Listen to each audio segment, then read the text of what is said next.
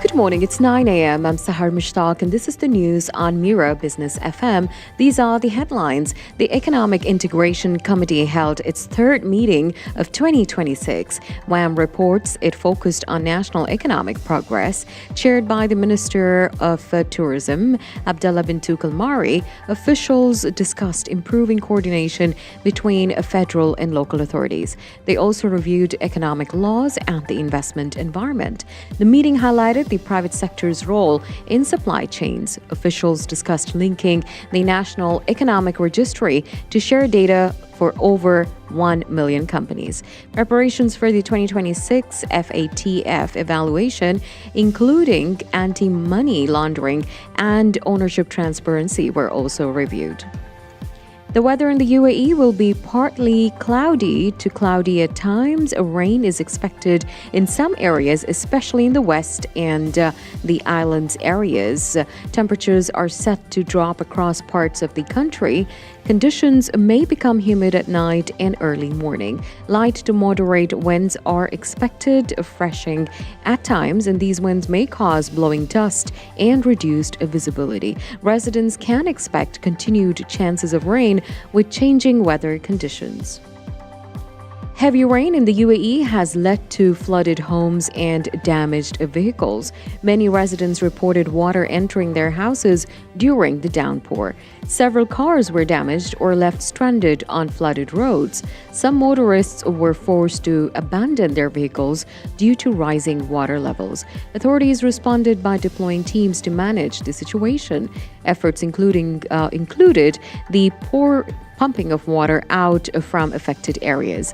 The situation comes as unstable weather continues across the country. Residents are being advised to stay cautious during such conditions. Dubai's Roads and Transport Authority has warned of possible bus service disruptions due to heavy rains, according to Gulf News. Passengers are advised to expect delays on some routes. Authorities say storms and strong winds are affecting transport operations. Commuters are urged to plan their journey in advance. They're also advised to check official updates before traveling. The warning comes as unstable weather continues across the UAE. That's the news for now. Follow more news on our website, mirabusiness.fm.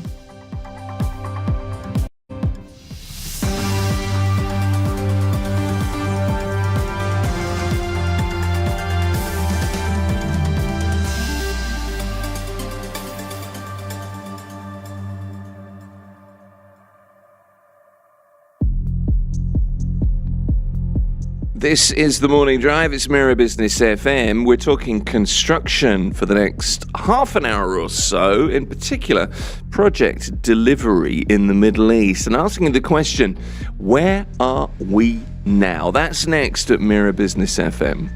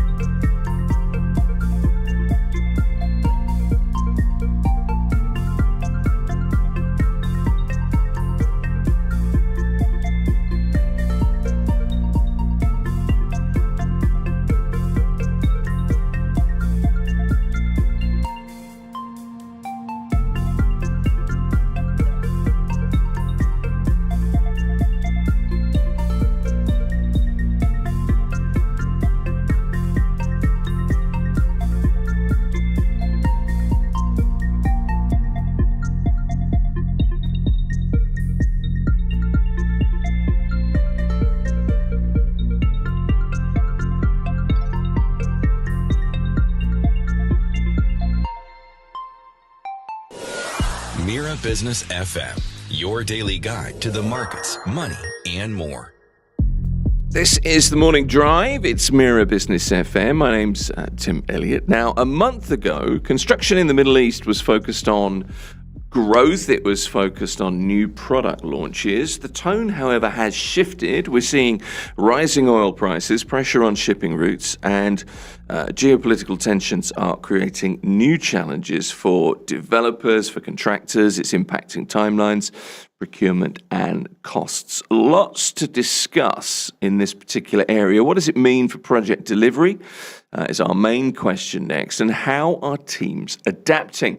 Gilbert Bustani is the Vice President at 3D Consultants, the Shalhoub Group, joins me in the studio. Gilbert, good to have you here. Thank you, Tim. Good morning. Thank you as well for braving the rains and the flooding this morning. It seems as though something is conspiring to keep us at home at the moment. Just a month ago, Gilbert, the talk was all about giga project awards. It's amazing, isn't it, how quickly the industry mood has gone from growth to caution in such a short space of time. Well, definitely the tone is much more measured today. We've shifted from having a mega focus on growth, launching big projects, achieving those times, delivery times that are unrealistic, and figuring them out, how we're going to deliver those projects, to a very well measured tone on those projects. We haven't seen projects being put on hold yet. In very few cases, yes. Being pushed to other quarters towards the end of the year or maybe early next year, but we're not yet in a scenario where projects are being cancelled or something as such. But definitely it has shifted, and it has shifted fast. That mindset that we were in at the beginning of Q1 earlier this year has shifted, and it has shifted in a matter of days and in a matter of 2 to 3 weeks. We're in a different mindset today, and in a different environment today than when we were at the beginning of the year in January. It certainly seems that way. It's kind of from how fast can we build to how do we protect what we have. That there really has been a shift.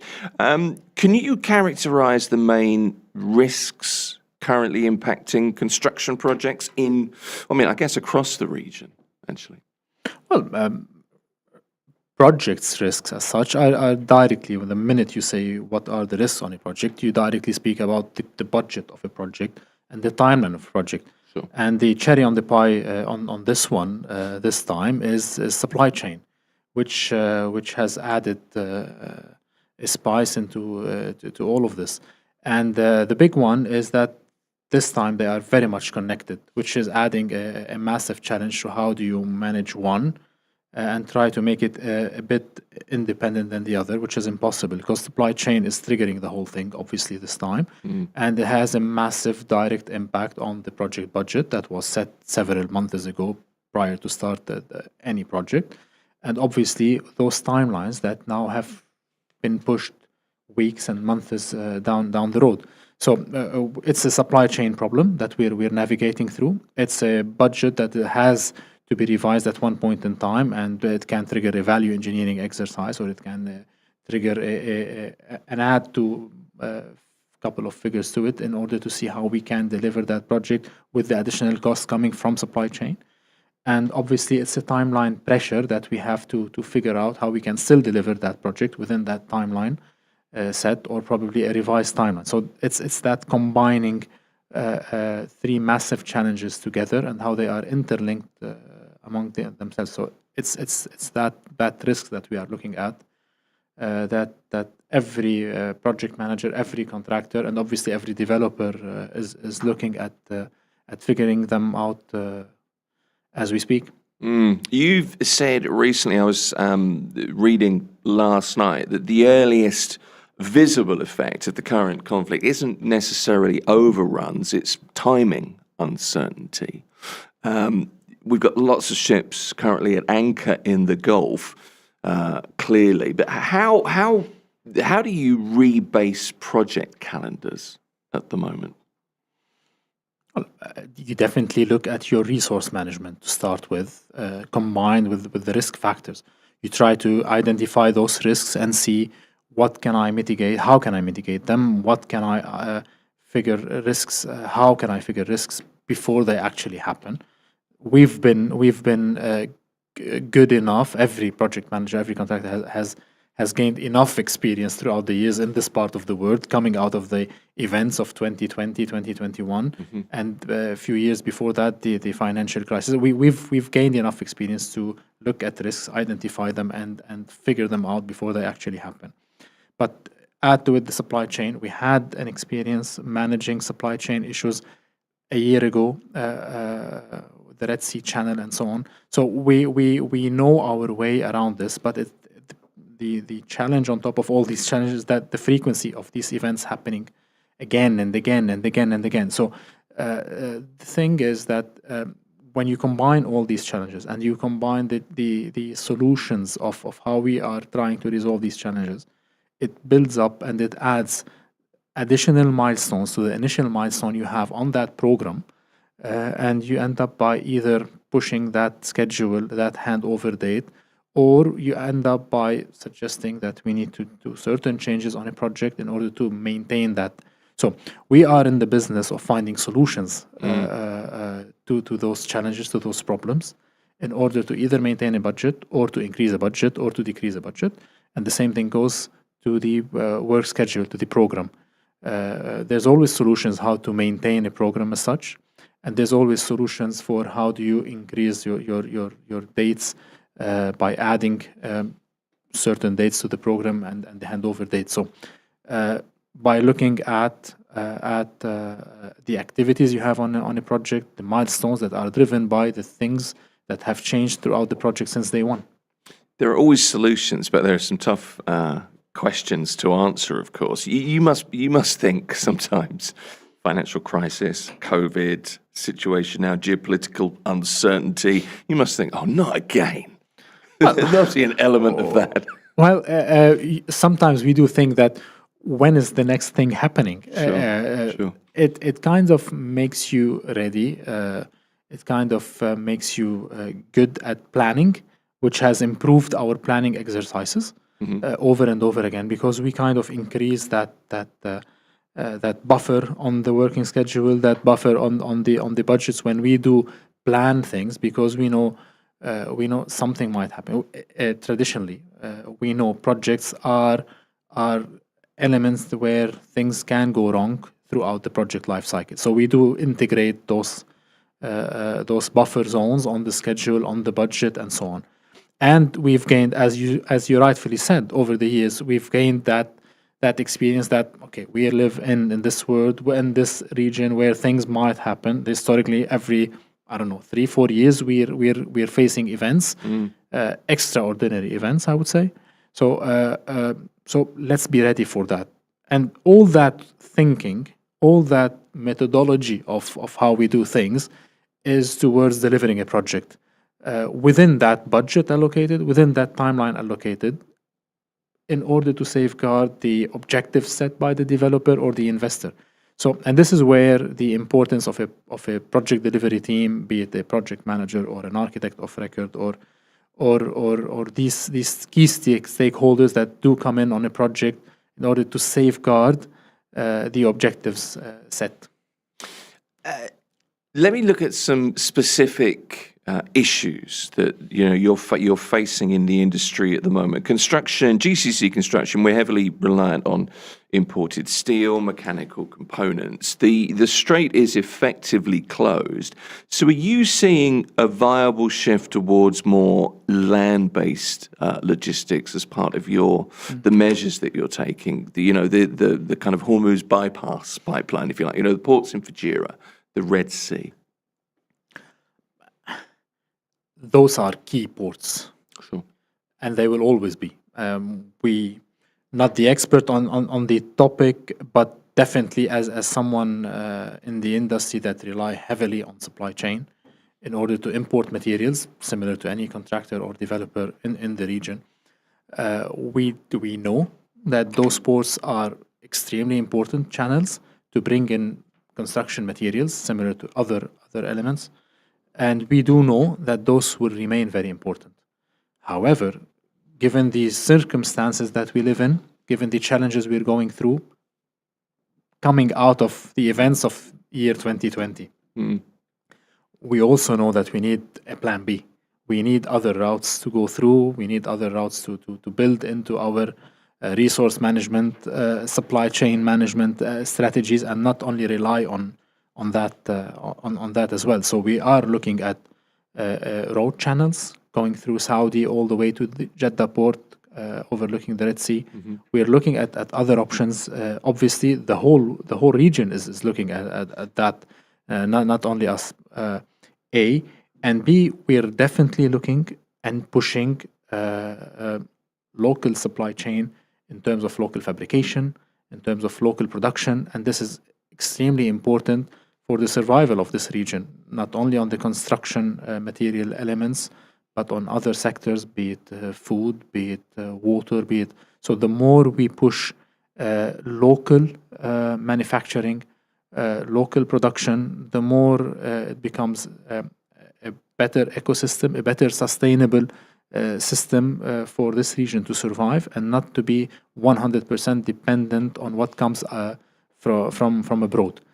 However, we're here. We're not there yet in terms of how much can we produce locally.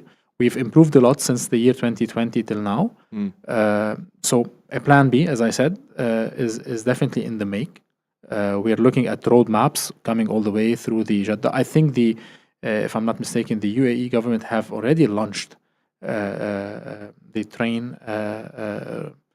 Etihad Rail has had rail, some yes. impact on logistics for sure. So there is a lot of options that are being developed. Sadly enough, they're not ready yet, but I think we will see how much they will be pushing them, speeding those plans in order to see other routes not going through the Hormuz road. Let's see. Straight. Yeah. If freight rates are up, there are quotations of 50%, 80%, whatever the percentage is, they are up. How do contractors handle fixed price contracts when the cost of getting, steel to a site, for example, changes or can potentially change almost minute by minute? It's a tough time. Well, tough time, and that's basically. I hope none of them are listening today to me because it's a conversation I have every day with. I'm sure you do. With some of our contractors. Well, it is extremely difficult, challenging times. Imagine you're on a project with a set budget, deals are done, you've booked your materials, and halfway through the project, prices have gone up, and you have to revise this. So you're going back, drawing boards, you're just looking at options, how to change that, and you're looking at options on how you can increase the budget because of the situation you're in. So, but reality is prices are increasing, and steel is a major factor, major element that is driving the factor of prices going up. But it's not only steel, a lot of other materials. Sure. Be it the availability of the materials in the UAE or in the KSA market that have just gone. So now if you need to buy anything else, you just need to ship them. And as you rightfully said, the prices of containers and shipping have doubled in certain cases or have simply increased beyond what has been budgeted for at the initial stage of a project. So this is where it's a very tough conversation we're having today between with contractors and with developers and investors, where project owners have set a budget, have locked those figures, and have launched a project. And today, contractors are coming saying that we have a certain situation where the prices have gone up. Metal, lighting, flooring, any building material have simply gone up. How can we sustain? How can we deliver this project? So, and we're trying to find ways to collaborate, to find solutions to mediate, to find solutions, because the last thing you want is to reach a point where a project stops. We've seen this in the past, by the way. So we don't want to reach to that point again, where a project stops because of something like this, where it is a reality that we are going through, and it is a reality that we need to find a solution for. Otherwise, those ongoing projects, I'm specifically talking about the ongoing projects, are going to face massive challenges and a big risk of stopping in the coming few months. Now, the bigger problem for me are not those, because you'll always find a solution for those. And there's always, and this is our role, to find a solution, be it redesigning, rescaling, do some value engineering. We'll find a solution. And worst case scenario, you'll stop a project. But the big uncertainty today is the upcoming projects, the future. How will you be able to price new projects if you haven't reached certain stability on the market on certain materials? Upcoming projects that have been thought of that will meet certain budgets, or historically we know that project will cost you X amount of dollars per square meter. Today is up, down by the minute, depending on who says what, and the oil prices and the gold prices and certain material prices. So that shift in the market is causing a lot of disruption, that is putting future planning at high risks. And that might cause, if not is causing already, that projects might be delayed. Projects might be pushed from a Q3, Q4 to a Q1, Q2, if not more, until that market stabilizes in full, and with it the material stabilizes in full, and then we can launch project. Because the last thing you want to do is launch a project at the wrong cost. Well, that's interesting, because we're in this, and I think I use this phrase in every interview of every half hour of this show at the moment, but we're in a holding pattern, aren't we? And it is waiting to see what will happen. The uncertainty is leading that, and nobody knows. It's not as though you can flick a switch and it's right, now we're back to normal. It's not going to be like that. So we have to face it. You're talking to developers and contractors constantly. What are you hearing? Anecdotally, what's the... I don't love this phrase, the gossip around the water cooler, but you know what I mean, Gilbert. See, I'll tell you what we know is happening, what we see is happening, but I also would like to talk about the positives. Okay. Obviously, we're in a standstill situation. Yep. Everyone is holding, waiting to see what's next, and hoping for a certain stabilization of a situation, of the market, of the prices, so they can plan accordingly. And this is going to be a problem. If you start delaying planning, launching of new projects because of these uncertainties, it means you're pushing the construction industry into further delays. And we all know how big role the construction industry plays in the overall economy. Yeah. So we're definitely in there. There's no, we shouldn't be shying away from saying that the whole industry is undergoing a massive challenge due to these circumstances, and we will definitely be pushing it will be definitely pushing all these projects down the road. Now, the positives, what we historically been facing, that clashes, that fight between developers, investors, and contractors and suppliers on every project, at every corner of a project, we're seeing good collaboration today between those stakeholders, try to find solutions. Developers, investors, project owners, they want visibility. They want to know what's happening. They want to see when their projects are going to happen, how they will happen, at what cost, how is the delays impacting their project, how is these massive cost increases are going to increase their budget. So they want control, they want visibility, and contractors want to see how they can revise those timelines and so on. So this is causing a good collaboration because both stakeholders are looking at it from different angles, but towards the same objective. So that is causing a good collaboration, increased systems and ways of doing planning, revising the planning today, but tomorrow, at the end of this, I think we will be looking at a better planning when we launch projects, a better planning and a better collaboration as we run projects. So that's the positives I see out of all of this. Let me say all of it. You take a really positive view, but you're really... Well, we have to. We do. Well, better to be positive than negative. It doesn't help to be negative, does it? That's a fair point. But you take a real solutions-focused approach to this. Again, because I mean, you're running up against issues, I guess, constantly with all the different stakeholders in projects. I don't want to say you're used to this or it's old hand to you, but there is an element of, okay, here's another problem, and you have no choice but to face what's in front of you. I always say this to the team when we're in a crisis management meeting or simply in one of those tough meetings. We're in the business of finding solutions to problems we have on projects. So whether we've over the years we're used to it or whether simply we are in that kind of business. This is what project management, one of the things project management is all about. Forecast a problem and try to resolve it before it happens. And this is how I find how successful projects are delivered. Just forecast them, find solutions for them, and just try as much as possible, bring people around the table to collaborate, to find the right planning, the right balance in order to achieve project objectives, which is obviously hitting those targets on time, on budget, and on certain standards and qualities. For sure. We have to go to the news. Are you able to stay around for a few more minutes after the news? Would love to. I've got lots more questions to ask. Would you. love to. And I guess they're kind of tumbling around the tumbleweed in my brain at the moment. Gilbert Bastani is with us this morning on Mira Business FM. He's the Vice President of 3D Consultants, part of the Shalhoub Group. More in a moment. Right now, it's the news. It's Mira Business FM.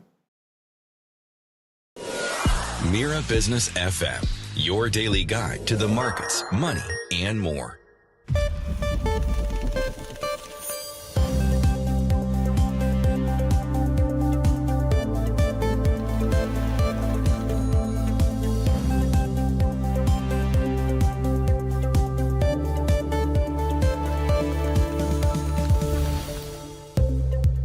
Good morning, it's 9:30 a.m. I'm Sahar Mushtaq and this is the news on Mira Business FM. These are the headlines. Dubai's Roads and Transport Authority has warned of possible bus service disruptions due to heavy rain, according to Gulf News. Passengers are advised to expect delays on some routes. Authorities say storms and strong winds are affecting transport operations.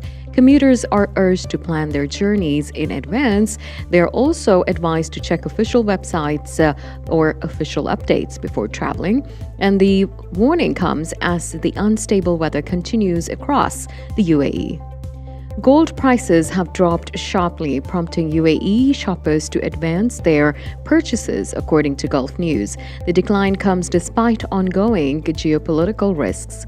Rising oil prices have pushed inflation expectations higher. This has increased bond yields and strengthened the US dollar. These factors are putting pressure on gold prices, and the price drop has improved consumer sentiment. Both residents and investors are taking advantage of the lower prices. Experts say gold is currently behaving more like a rate-sensitive asset. They add that volatility is expected to remain high in the near term. Delivery companies in the UAE have told riders they can go offline during heavy rains without facing any consequences. Firms say the move is to protect riders' safety in bad weather. Riders will not be penalized for closing their apps during the storms, and companies are urging riders to prioritize their own well-being. The decision comes as heavy rain affects parts of the country. Employees in the UAE have rights when it comes to salary cuts. Khaleej Times reports this morning, an employer cannot reduce your salary without your consent. Any agreed change must be documented in writing. Workers can refuse a pay cut if it was not mutually approved. Employees may also ask for time to consider proposed changes. A legal contract should clearly state salary and benefit terms. If disputes arise, workers can refer the case to the Ministry of Human Resources. The ministry can help resolve disagreements between employers and employees. Employees are encouraged to understand their contracts fully. And now, quick market and currency update. Bitcoin today is trading at 68,788 US dollars. And for those tracking remittances, 1 dirham equals about 25.67 Indian rupees, 75.99 Pakistani rupees. 33.38 Bangladeshi taka, 16.42 Philippine peso, 14.34 Egyptian pound. Meanwhile, 1 British pound is equal to 4.90 dirhams today. That's the news for now. Follow more news on our website, mirabusiness.fm.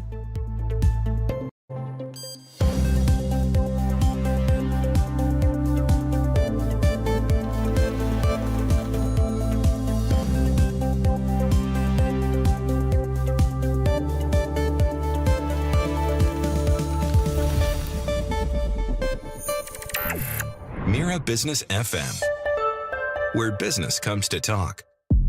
It's the morning drive. We're talking construction project delivery in the Middle East right now. My guest is Gilbert Bustani. He is Vice President of 3D Consultants as part of the Shalhoub Group. Gilbert, thank you for staying around. I'm taking more of your time, but lots to ask you. And something I wanted to ask you just now, something that's bubbling through. It's a phrase that I keep hearing. What we're facing is obviously a regional issue, and it comes from all countries across the GCC. Rephasing is the phrase that I hear constantly. Does that mean projects aren't being cancelled, or are they simply being slowed down? Because you've got to match, as you pointed out a number of times, the reality of the supply chain, I guess, at the moment. That's the word we do not like. I can imagine. Unless we really have to, or unless the project dictates that you do deliver a project in phases. However, if you look at the region, how much changes and how much challenges it has faced, and what we're looking at today, this has become one of the practices we do look at every time we are facing a challenge.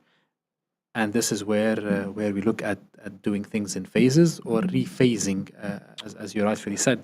Right. So yes, this is another way of saying you're delaying delivery of a project or parts of a project, and with it you catching a bit of a break on that budget expenditure, or delivering parts of a project for whatever reason it may be it you're not ready to deliver the whole project. Your consumers are not ready. You're not ready to sell that part of the project if it's a residential project, or that part of the mall, or that part of the office or the warehouse. So it depends on the business you're in. It makes sense to probably rephase it and push certain parts of it. It makes sense to rephase it and push parts of the delivery of the project if financially you are in a position where you would like to push that funding. So it does make sense. And this is where, once again, it puts project delivery teams, be it contractors or project managers, at work doing what they do at best to make sure we keep the momentum of delivering things at a certain standard, at a certain quality, within that logic of delivering things rightfully. However, putting a break between phase 1 and phase 2 and phase 3. This do come at a cost, obviously, when you're breaking that momentum, breaking that mobilization cost that you have put to start a project. It does increase the cost at one point, while it delays the expenditure of your capex. So there's a lot of things that goes into it. However, it gives you a break and it stretches the timelines. What about the human element of this? Because we've got airspace closed or have had airspace disruptions, less so, lots of flight cancellations. There's a human dimension in project delivery. How do you manage that so that you've got, the right people available? You've made sure you've got the right technical specialist with you, the right, supervisory staff, for example. This industry is similar to any other industry. It's all about the human capital. Sure. You don't have the right people. You're not delivering the right product. You're not delivering the right elements. And we're definitely impacted by what's happening for so many reasons, because the human capital is impacted with these events. Be it not capable to show up to site, to office, to deliver what they are supposed to deliver, for so many reasons, be it not inability to reach where they're supposed to reach for so many reasons. Yep. B, simply because they are present, but they are undergoing certain challenges, be it back home or be it currently where we are. So there's so many factors that might impact and is impacting the human capital in order to deliver their projects, their work at their best or as they were supposed to deliver. That's a challenge. Another challenge, as you said, moving people from one place to another, as we've seen across the region, across the GCC, is becoming more and more. We have projects that we start in Dubai, but you finish delivering in Qatar or in Kuwait or across the border in Saudi, and vice versa. Those are heavily impacted today. Those are the projects that are literally have paused over the last couple of weeks because we couldn't manage to get someone on a plane to go see what's happening on site in Qatar or in Kuwait, or simply get a shipment of furniture that is produced in the IP in Dubai over to Saudi, or vice versa. So, and this is impacting the human capital in the sense of what do I do next, and how do I do it, and once I get the chance to go and deliver that project, I have a backlog of milestones of tasks that I need to deliver now in a shorter period of time, and that's is putting a lot of pressure on the human capital.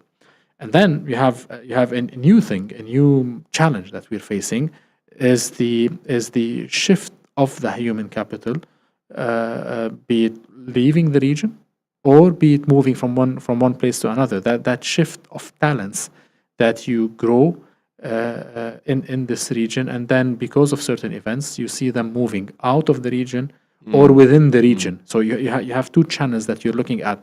Exiting the region for these circumstances. We saw that in 2020. We saw it growing again after 2020. And now today, hopefully not, but we might be facing the same challenge where you see that pool of talents that are driving this industry might be shifting within the GCC again or out of the GCC to other regions. So those three sets of challenges on the human capital within this industry can drive results and will be driving actually results in how you deliver projects, be it driving them in terms of timelines or driving them in terms of quality. Can I don't know, I want to get some of your knowledge here, your experience in the industry for a few minutes. Broadly speaking, how early in a project do the most serious risks, in your experience, usually begin to form? I would say the most important phase on a project is that initiation phase where you start developing your project charter, you develop that brief, you define who's doing what and how you're doing things and in what direction you're going. And obviously followed by that design stage where you put elements rightfully, you define your materials, you define your schedules, you define that planning phase as a whole is extremely important. The more you spend time on defining those elements, the more you spend time on making sure those elements are defined correctly. You set the tone on how you are going to go into other phases of the project. How your tendering exercise is going to go, and how you are going to select contractors and suppliers, and what budget you are going to navigate through, and most importantly, how you are going to execute that construction phase. The less you spend time during that planning, design, initiation phase, the more you're going to suffer throughout the project. So that experience that the team has, that knowledge that the team has on doing the right planning, doing the right design development as such is extremely important, because they can make or break the tone of the project, and with it you can go on site and then you have a contractor who's fixing those problems of a missing information or a wrong information or simply too much information that do not speak with each other or are not linked to each other, and then you spend time fixing things while you are actually or supposed to be spending time building things. So it's this. So For me, and I've always said that planning is the key driver and sets the tone on how fast, how correct you can go throughout the project. You're more a solutions provider than a project deliverer in lots of ways from what you're saying this morning. You know? As I said, we're in the business of finding those challenges, and I'm not shy to say those challenges are problems in certain areas of the industry. Where people try to avoid using the word problems, and they cover them with the word challenge to make it less For sure. appealing. But then they are problems in certain areas. So there are challenges, there are problems. So our business, our existence is to find them, select them before we start, identify them, and try to find solutions for them before they actually happen. And the more we do this, and again, that's the planning phase, that's the initiation phase. The more we do that, the more we can run a project. I wouldn't say risk-free. I wouldn't say trouble-free. I wouldn't say we're going to navigate a project for a year or so without any of that. There's no fun in that either. But then you'll be running a project where you won't be surprised as much as you will be. But then you will be able to react when something happens. You'll be able to select the right solution for the challenges that happens. And you'll be able to pick the right lessons learned for future projects as well. I know I've gone off slightly at a tangent, but I'm just interested, and I wanted to ask you about design stage issues, and if there's almost a set of really common issues that you face in the design stage that maybe knock on and cause problems, later on during the construction phase. Well, as I said, design phase is part of that initiation phase, or the first step that follows, or the first phase that goes after the initiation phase. So I would summarize it in saying the more you develop that design, that concept into a design package, into a design element that is well defined in drawings, well defined in material selections, well defined in a comprehensive vendor package, where I know how I'm going to execute with my contractor. How are these elements speaking with each other? What kind of details I'm going to in order to execute certain parts of the project? Trying not to go into too much details, but so the more I have set the tone, the more I have set the direction to execute that concept. The more I have set a clear direction that will allow all the suppliers, contractors, to go to navigate fast and with a clarity. And whenever a challenge happens, and they will, whenever there's a clash somewhere on a certain part of the project, finding solutions to it would be simple, reasonable, or within reach. It's not something that will set you back to the drawing boards and set you back to square zero, because it was well defined during that design phase. So again, extremely important. That design phase is extremely important to set the tone, to set the direction, and that's part of that initiation phase that is extremely important. It interests me because I think a lot of us view projects and the experience of the contractors, all of the people involved in the projects, as, okay, so it's designed, you buy the stuff, you build the stuff, and there we are with our new house. And that's the process. And of course, there's a lot more to it than that. You know what? There are a lot more variables in between. Let me ask you about some of the tech, a little bit on the tech aspects in terms of building information modeling, how that has impacted the way you work, and whether that helps you to identify those risks that you have to face that little bit earlier. Well, those three phases that you've referred to are the big phases. Sure. That planning / design phase, followed by that tendering, that costing phase, where you define where am I buying this and who's the contractor, and eventually but there's, as you said as well, there's so many phases, there's so many sub phases, there's so many things that are linked to deliver a successful project. And there are tools where it links all these phases together. And one of them, as you rightfully said, it's BIM, BIM is a very important tool that is launched during the design phase, where you plug in all that design elements, those design drawings on that software.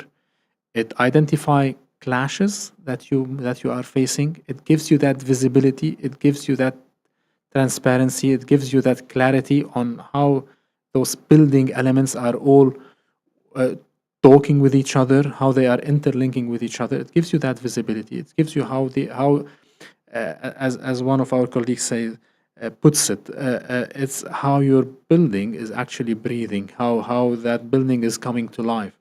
And it shows you if you have problems at that early stages, if certain elements are clashing with, I'll give an example, if a wall is clashing with a pipe, or if you have a column that is clashing with a window. And so it gives you that visibility, and you're still at the drawing board stages. So with that, again, that concept design, that design stage, and that importance of it sets the tone. It gives you that clarity to resolve them. It gives you that clarity to address those challenges, be it accepting that challenge or be it resolve that challenge towards a faster execution, towards a simpler execution, or simply, but as I said, sometimes you say, okay, I have that challenge, I'm going to accept it, and I'm going to find ways how to execute it. And once I go into the execution phase, that BIM model will give you also the clarity on once things do surface during the execution phase, it gives you the option to resolve those challenges faster because it gives you that clarity. So BIM is a tool, probably one of the best tools out there that we use on big projects, obviously. Sadly, we cannot use it on small projects that go fast because it requires time, it requires capabilities to plug in all the information, and it requires constant updates as you go on a project. But it's an extremely important tool that we use at the beginning of the project and throughout the project, simply towards giving us clarity and visibility on how this building is interacting between all these elements from mechanical, electrical, and obviously architectural elements. It gives us that visibility on where do I have problems, where do I have challenges, where do I have things that are not functioning correctly or collaborating correctly with each other, and gives me the option to resolve them. I need to bring it back to where we are now, I guess. I'm a little bit off topic there, but I'm just interested to try and understand a little bit better how things work in the industry. And I guess I want to ask you more about, if you can put into context just how significant the moment is now in terms of risk to procurement and to supply chains in this current climate that we're in. Massive. It's a simple, straightforward. There's the answer. Thanks for coming. Exactly. So thank you. Have a nice day. No, it is. Sadly, it is a massive impact. Yeah. As we started this conversation, the massive on procurement, the impact is massive on procurement simply because of the supply chain challenges. So we do procure at large massively most of the elements through sea, abroad. Things are coming from abroad. So and what we have in stock here in our warehouses through the suppliers is never enough because of a booming industry, that construction industry here. So whatever you have here is either booked or already sold. So if you want something, you have to place an order and wait for it. So and the minute you tell me supply chain is facing a challenge, or the Hormuz Strait is blocked, or any of this, it means you're putting directly my resource management or my resource strategy at risk on any project, be it a small office of 50, 60 square meters or a mega project of thousands and thousands of square meters. So definitely procurement is navigating through massive challenges, as we said, and with it risk management. So it's a ripple effect that starts with the supply chain, that starts with that resource strategy, but it's impacting risks, it's impacting strategies, it's impacting time strategies, and obviously it's impacting the cost at the end of the day. Sure, and changes in sourcing materials, planning. Those are the solutions that we come up with, as we said as well. Do I look at the local markets? Do I look at value engineering, where I do change something that I'm getting from the Far East to something that is available ready and I can get from Europe? Maybe. Do I find something that can be produced locally here, still in the UAE? Maybe. We'd love to. We're working hard towards that solution that is, as I said, much more sustainable, much more of an ecosystem for us down the road. So this is what's driving it. This is where we would like to go into. But it means, at the end of the day, it means you're drifting from that initial plan that you have put on those projects. And that's the disruption we're going through today. It might be an eye-opener on those future projects. Yes. It might be better planning for the future projects. I wouldn't say better planning. I would like to take that back. I would say a new way of planning for those new projects because of that lesson learned number 10 in that region. Yes, maybe. Lesson number 488. 488.9 going into let's see. Look, there's pressure on all of the contracts at the moment. All of the delivery timelines will have to, I guess many will have to stretch, or you have to adapt. The UAE, Dubai, the region, to be fair, has long been seen as one of the ultimate safe havens for investment. There's no reason to assume that won't continue, despite what you read, and we are reading at the moment. Do you think the construction industry can keep its momentum up in this kind of holding pattern environment? I use that phrase under advisement, of course. That's what we're experiencing in the regional economy. If this situation lasts long. See, this situation, the minute this situation ends, we need to be ready for the repercussions. We need to be ready for what's after it, which might be in so many forms, the aftermath on the economy, the aftermath on human capital, and so on. So we need to understand that this is something that's gonna be around for some time, and we need to be ready to navigate through these challenges. And you need the solutions providers to do that, don't you? Exactly, but we've done that before, haven't we? Oh, yeah. So and as I keep on saying, it's the 2020 year was not far away. It was 4 or 5 years down the road. So we've done that. So we know how to navigate through those challenges. But am I worried about this region? Well, no.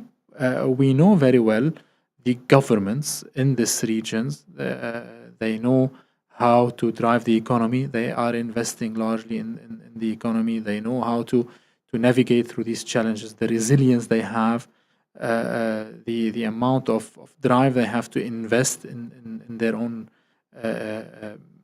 businesses, in their own economies, in their own developments is massive. We've seen this. We've seen that commitment, and there's no reason why there's no why this won't rebound and come even stronger. It's just where it's a drop and then you'll come back stronger out of it.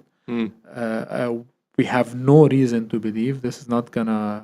We're not gonna end up coming out of this stronger. Now the big question is, as I said at the beginning, how long this will take and when you'll start rebounding and rebouncing out of it. That's but no reason not to come out of this stronger.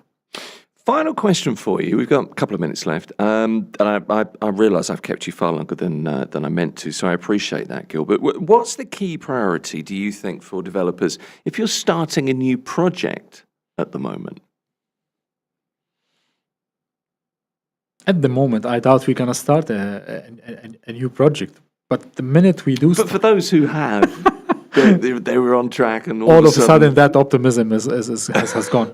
No, but definitely, as I said, back to that planning phase. Right. So today, the way we're going to plan projects, define projects and plan them, is definitely changing. Be it adding more buffers to our working schedules, to our budgets. Maybe I would say definitely, but I would say I'll keep it at maybe as things keep on evolving. Right. Let's see what tomorrow holds. But definitely the planning stage is a stage that will be approached differently. Selection of contractors who have the ability to adapt to challenges will be a key factor.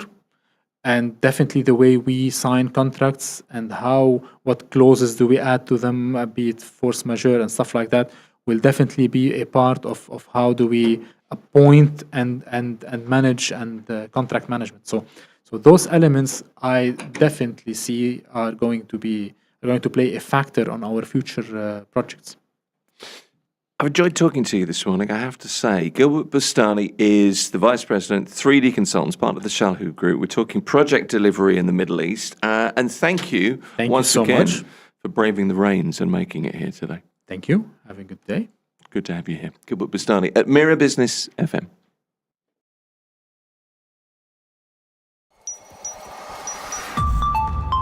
Mira Business FM, Dubai's home of business radio.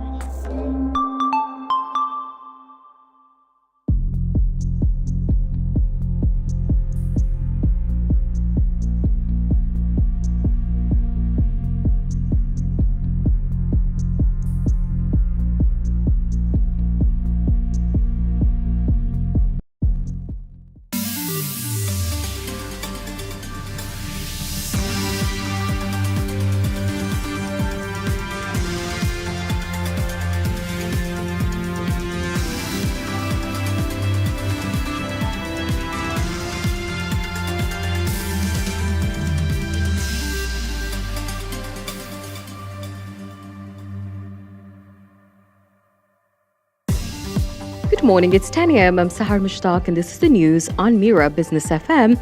These are the headlines. The Economic Integration Committee held its third meeting of 2026. WAM reports it focused on the national economic progress. Chaired by the Minister of Economy, Abdullah bin Tuq Al-Mari, officials discussed improving coordination between federal and local authorities. They also reviewed economic laws and the investment environment. The meeting highlighted the private sector's role in supply chains. Officials discussed linking the National Economic Registry with government entities to accurately share data for over 1 million companies. They reviewed preparations for the 2026 Financial Action Task Force evaluation, including the anti-money laundering and the ownership transparency. The weather in the UAE will be partly cloudy to cloudy at times. Temperatures are set to drop across the parts of the country. Conditions may become humid at night and early morning. Light to moderate winds are expected. Freshening at times, and these winds may cause blowing dust and reduced visibility. According to Khalij Times, residents can expect continued chances of rain with changing weather conditions. Heavy rain in the UAE has led to flooded homes and damaged vehicles. Many residents reported water entering their houses during the downpour. Several cars were damaged or left stranded on flooded roads. Some motorists were forced to abandon their vehicles due to the rising water levels. Authorities responded by developing teams or deploying teams to manage a situation. Efforts included pumping water out from affected areas. The situation comes as unstable weather continues across the country. As highlighted in Khalij Times, residents are being advised to stay conscious or cautious during the conditions. Delivery companies in the UAE have told riders they can go offline during heavy rains without consequences. Firms say the move is to protect riders' safety in bad weather. Riders will not be penalized for pausing their apps during storms. Companies are urging riders to prioritize their own well-being, and the decision comes as heavy rain affects parts of the country. U.S. President Donald Trump has announced a 10-day pause on attacks targeting Iran's energy plants. He said the decision follows ongoing talks with Tehran, which he described as going very well. According to Khalij Times, the pause will remain in place until April 6th. Trump said that the move came after a request from the Iranian government. He added that Iran had asked for a shorter pause, but the U.S. extended it to 10 days. The development comes amid a continuing conflict involving the U.S., Israel, and Iran. The situation has also impacted global markets, including oil prices. The pause is seen as a step toward a possible de-escalation while negotiations continue. That's the news for now. Follow more news on our website, mirabusiness.fm.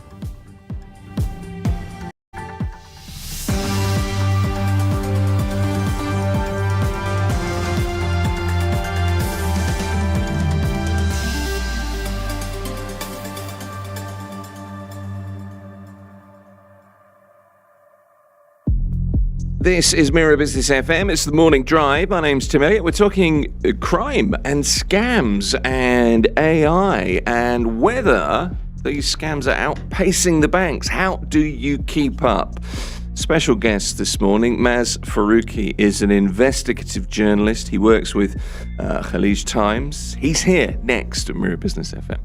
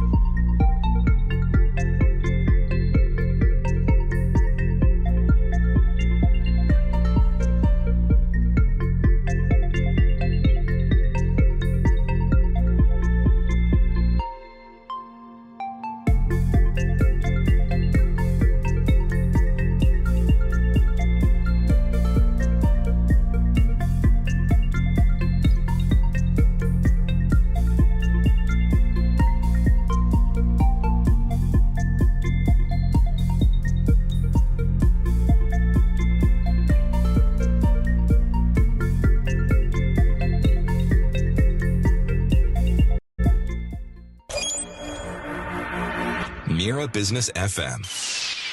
The sound of success.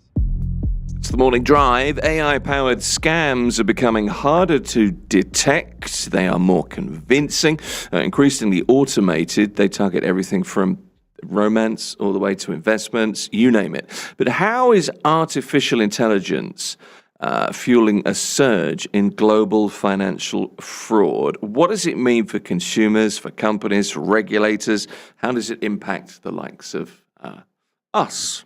Baz Faruqi is an investigative journalist with Khaleej Times. He's been tracking the growing threat of AI-driven scams, among other things. But I have to say, it's nice to see you. Nice to see you looking so well and so rested, Baz. Yeah, thank you so much. Good to have you back. You shared something fairly personal with Michael, the producer of this show. Over the past few months, you've been reporting on a multi-million-dollar Forex, what's the word? Racket. Really, isn't it? Your stories have led to court cases all over the UAE, I gather. That you've been subject to travel bans, all sorts of stuff has happened. But I can see from your eyes, it's a little bit better now, isn't it? Just absolutely. give us the details. So what happened was that I think from 2025 end or mid, we uncovered a huge racket which involved multiple dodgy companies who were encouraging people to invest in online trading. So what they do is that they have dodgy licenses from other jurisdictions, set up shop in Dubai, and then they have call centers where people cold call people and encourage them to invest in online trading. Yeah. And because the profits are so good on the screen, people are encouraged to invest. And of course, when they lose the money, there is no one to chase because the companies are not even registered here. So we uncovered this racket, and that led to a crackdown, and many of the companies were shut down. But of course, when you do something like this, there are pushbacks. So before I could realize what was happening, I realized that there were like multiple cases against me across various jurisdictions. And of course, it comes with a lot of challenges because, you file a case and defamation case. And some of the cases were so hilarious. Like one case that was filed and which I got a verdict. So all the cases are off. They've been thrown out. I have huge faith in the judiciary system of the country. So because they had no legs, they were thrown out. But they were hilarious. Mazhar Faruqi called me and threatened me. Okay, fine. Where are the call records? This is it. They submit a call record showing they called me. It was like... So you're basically calling me to get threatened. Right. But because they hire lawyers, they have a lot of money, they have deep pockets. Now, this company that went after me, so I had a huge sense of satisfaction because just last week it was, the UAE regulator on its website issued a public advisory warning people against the same companies that we expose. So, yeah, I feel good about it. And also the fact that their cases were thrown out. Well, there was a case, thrown out in Dubai last week. You've been acquitted in Sharjah as well. Yeah. Sharjah These are was similar complaints against you. Yeah, so what they do is that, filing across, and it's basically harassment.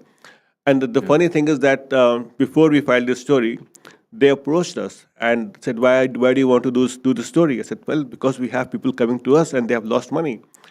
And when residents approach us or write to us with their stories, we have to look into it. Yeah. And they had filed cases and all of that. So they had a lawyer, not here, but overseas, so supposedly. So he called me and said, why don't we settle it out? Why don't we resolve the dispute? I said, I don't have any dispute with you. I'm just doing so I want your statement. Because here we have people losing money, someone lose 100,000, someone lose $200,000, and it's a lot of money. And these are hard-earned savings, lifetime saving. And these are people preying on, very often, older people, weren't Older they, as people, well? and they have either taken huge loans from the bank, and basically, okay, you need to do your due diligence, but we can't really blame them because the format is so well made.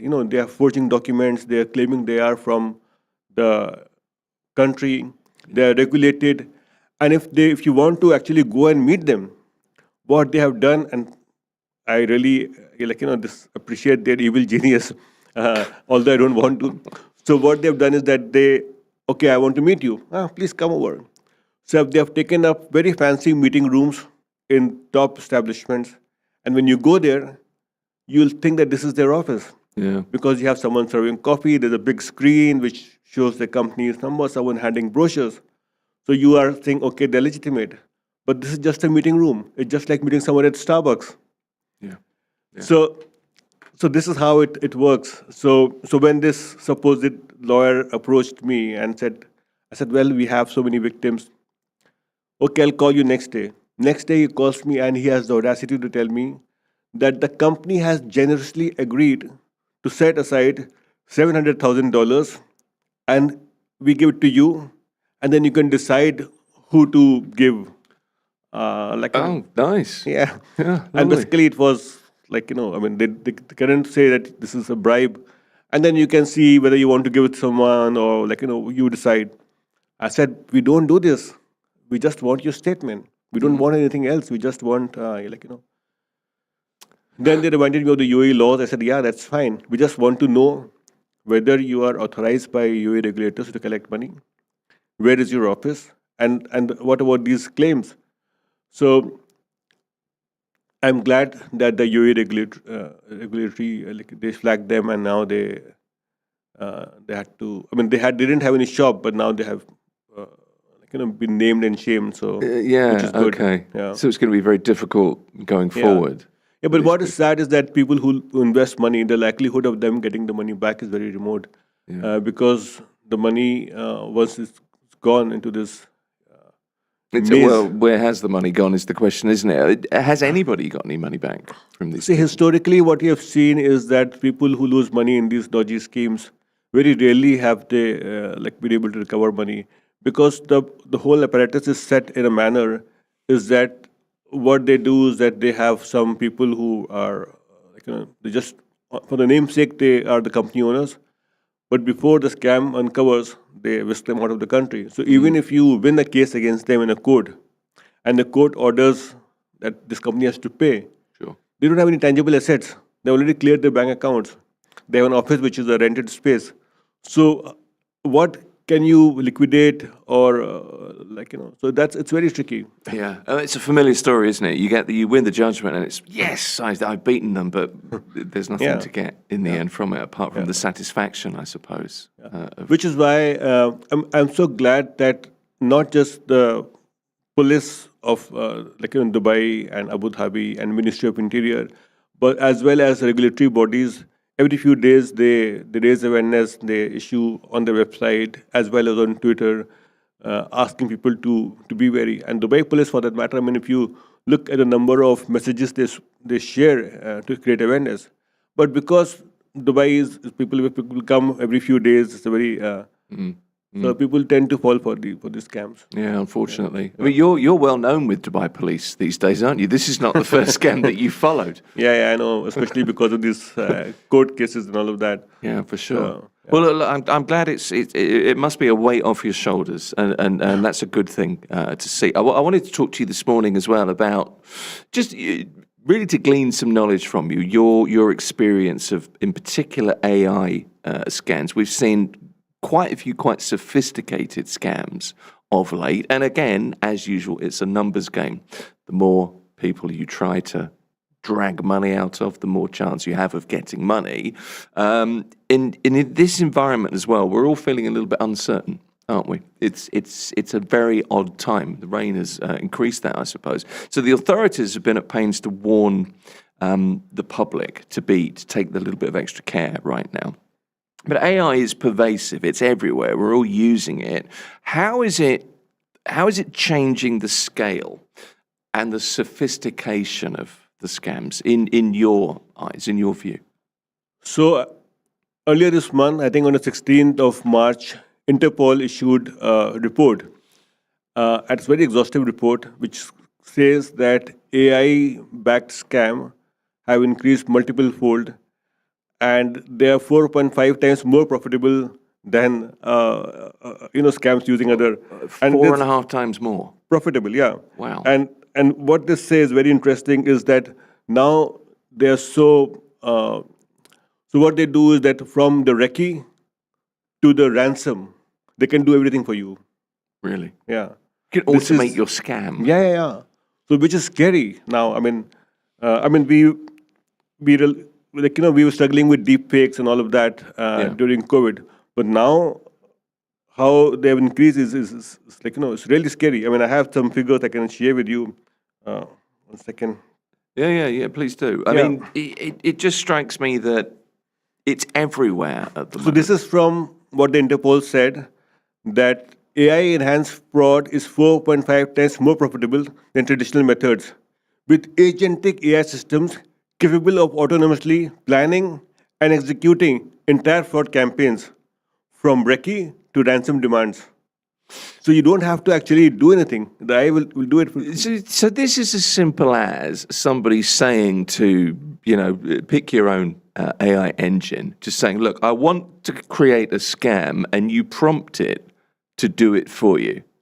See, I don't respect criminal behavior, don't get me wrong here, but I have a certain regard for, a really impressively planned, methodical approach to anything. So I sort of see that. But this strikes me as being really lazy criminality, Well, what we have seen is that as no clever matter as it is. they are very good. I mean, if you look at the UAE, would you know how many cyber crime attempts does the country thwart every single day? Make a guess. I know it's going to be higher than I could imagine. 200,000 Every day. every single day. Wow. I mean, so these are, and most of them, unfortunately, are state sponsored. But this is what the UAE, and I'm so glad that we have the UAE Cybersecurity Council, which is blocking these attacks every single day and keeping residents safe. And these attacks are coming from 14 different countries every single day. 200,000. Yeah. So if you do it by number of hours or whatever, it's like I don't know how many every few hours.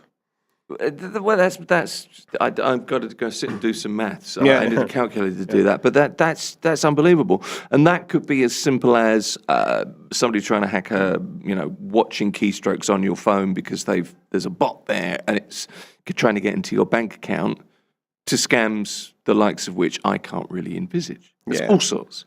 So again, I have some stats in front of me. So there were 12,000 Wi-Fi breaches that accounted for 35% of the number of accounts. Okay. And ransomware increased by almost 32%. So 72% of UAE businesses were targeted. It's like 1 out of every 3. Ransomware is like a program that attaches on your computer, isn't it?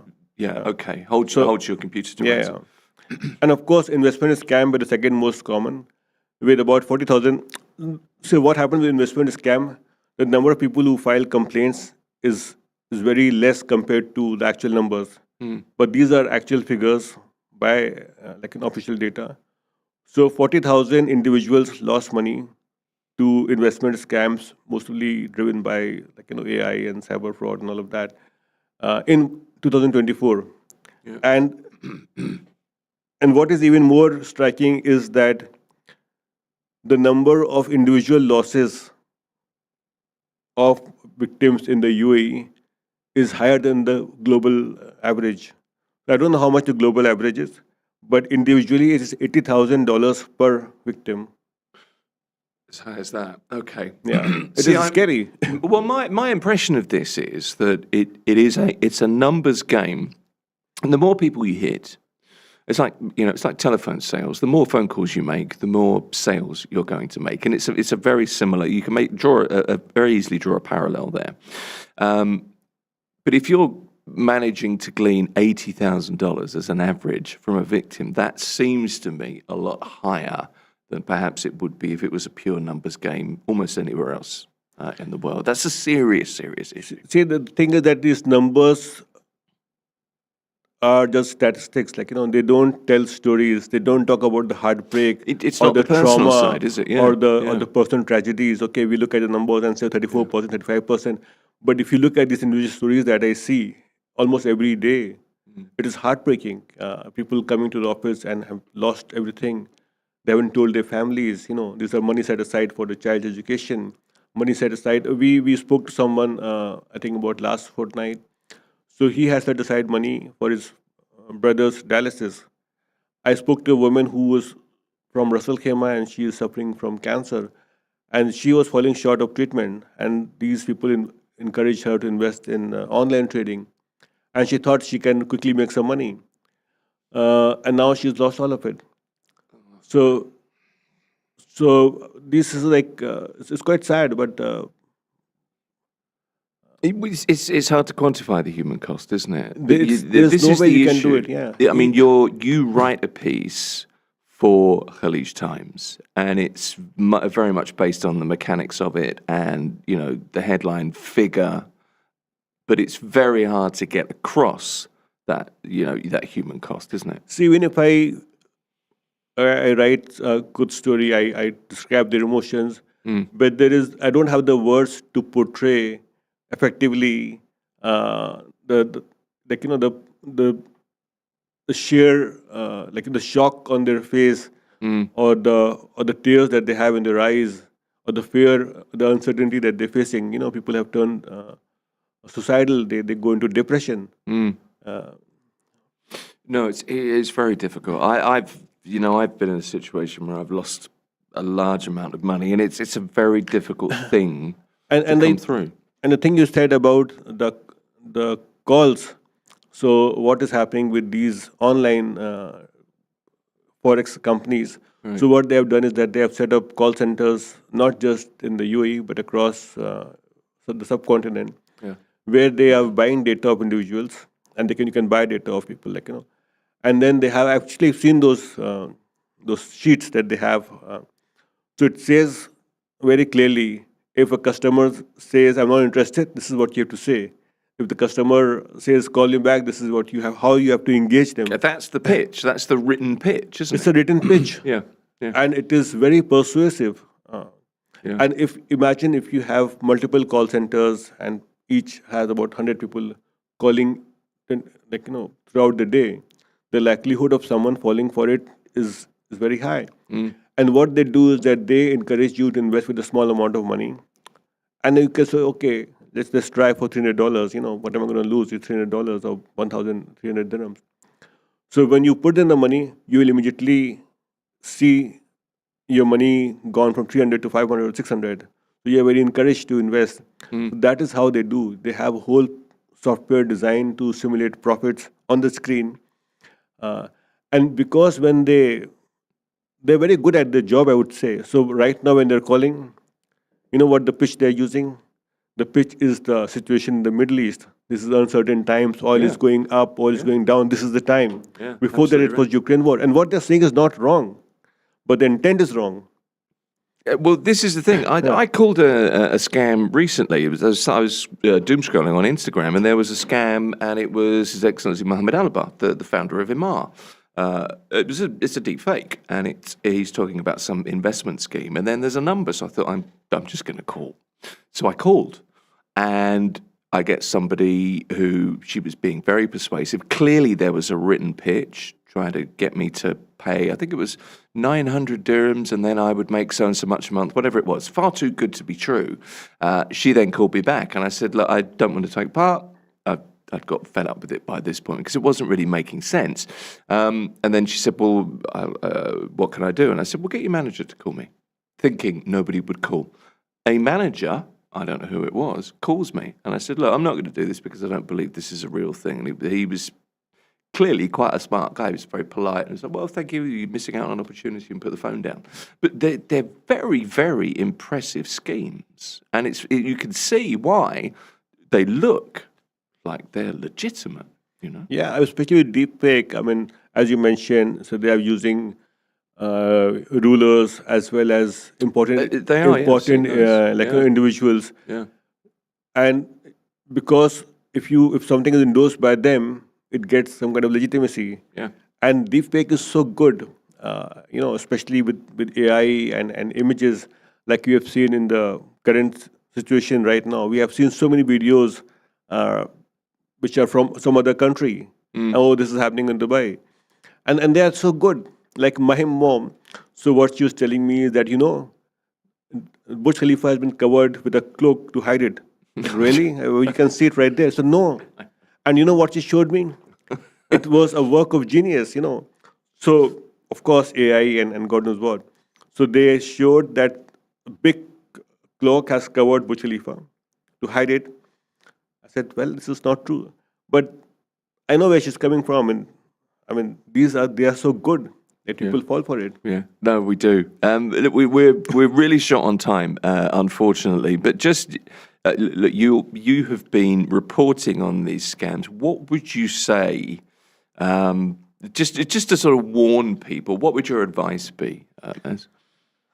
See, there are no straight-jacketed approach that I would say. But again, if something looks too good to be, this is the single most and it always works. What are the warning signs people should look out for? See, guaranteed profit, that's the most important thing. Yeah. And of course, you need to physically go and verify their office and see if it's a meeting room or a legitimate office. And most importantly, whether they have the license from ESCA. I mean, you can have a license from DD, which you can, a grocery shop can also have the same license.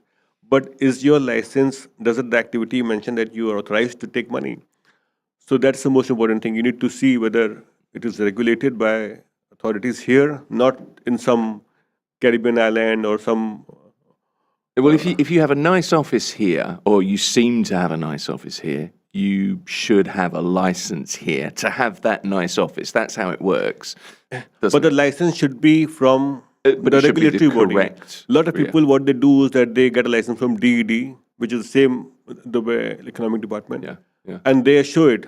But that is not a license you need to conduct financial... It doesn't match the activities. Yeah, okay. And you have, this is important to point out, isn't it? You have the right, if you're dealing with somebody, do you have the right to ask to see a trade license, don't you? Absolutely. And that's quite a difficult thing to ask. And in fact, trade licenses should be displayed in the offices. Yeah. And those licenses should be from a regulatory body in the country, not in some other country, so that if you lose the money, you have someone to...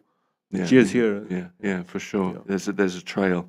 Well, look, it's good to see you. It's good to see that there's a little bit less weight on the shoulders. Yeah, of course, thankfully, with these scams. But keep up the fight, I guess. Mazhar Faruqi is an investigative journalist, and he writes for Khalij Times here in the UAE. Thanks for coming in, Maz. Thank you. Appreciate it. This is Mira Business FM.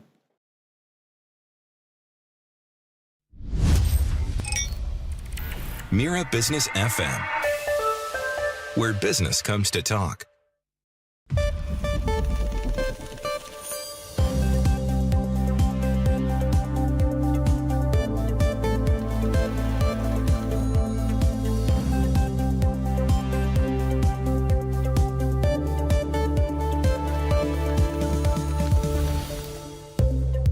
Good morning, it's 10:30 a.m. I'm Sahar Mushtaq and this is the news on Mira Business FM. These are the headlines. Gold prices have dropped sharply, prompting UAE shoppers to advance their purchases, according to Gulf News. The decline comes despite ongoing geopolitical risks.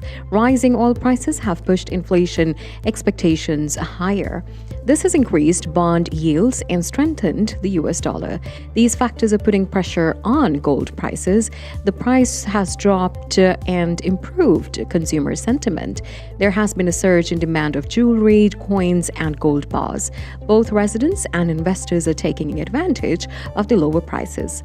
Experts say gold is currently behaving more like a rate-sensitive asset. They add that volatility is expected to remain high in the near term. Employees in the UAE have rights when it comes to salary cuts. Khalij Times reports today an employer cannot reduce your salary without your consent. Any agreed change must be documented in writing. Workers can refuse a pay cut if it was not mutually approved. Employees may also ask for time to consider proposed changes. A legal contract should clearly state salary and benefits terms. If disputes arise, workers can refer the case to the Ministry of Human Resources and Emiratization. The ministry can help resolve disagreements between employers and employees. Employees are encouraged to understand their contracts fully. Shipping traffic through the Strait of Hormuz is starting to increase again despite ongoing tensions with Iran, Gulf News reports today. The U.S. Treasury says a vessel movement is rising daily. Officials describe this as the beginning of a broader recovery. The Strait of Hormuz is a critical route for global oil shipments. Recent tensions have sharply reduced the number of ships passing through the area. However, Khalij Times reports the return of some tankers suggests confidence may be slowly improving. And now a quick market and currency update. Bitcoin today is trading at 68,713 US dollars. And for those tracking remittances, 1 dirham equals about 25.67 Indian rupees, 75.99 Pakistani rupees, 33.38 Bangladeshi taka, 16.42 Philippine peso, 14.34 Egyptian pound. Meanwhile, 1 British pound is equal to 4.90 dirhams today. And that's the news for now. Follow more news on X and Telegram. This is Mira Business FM.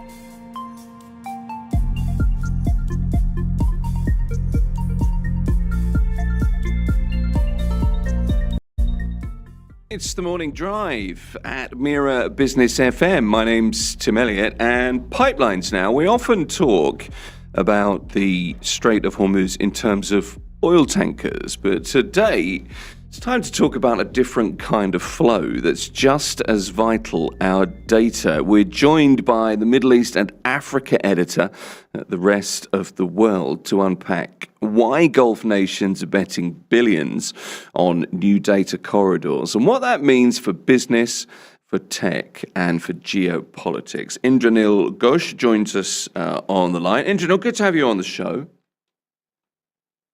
Thank you, Tim. Good morning, and thank you for having me. Yeah, it's an important, question that we are trying to answer here.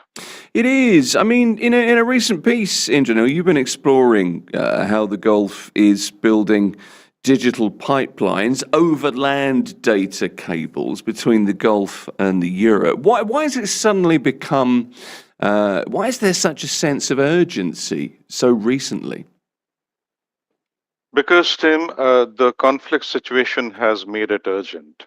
See, as we know, Iranian strikes hit an Amazon data center in the UAE on March 1st.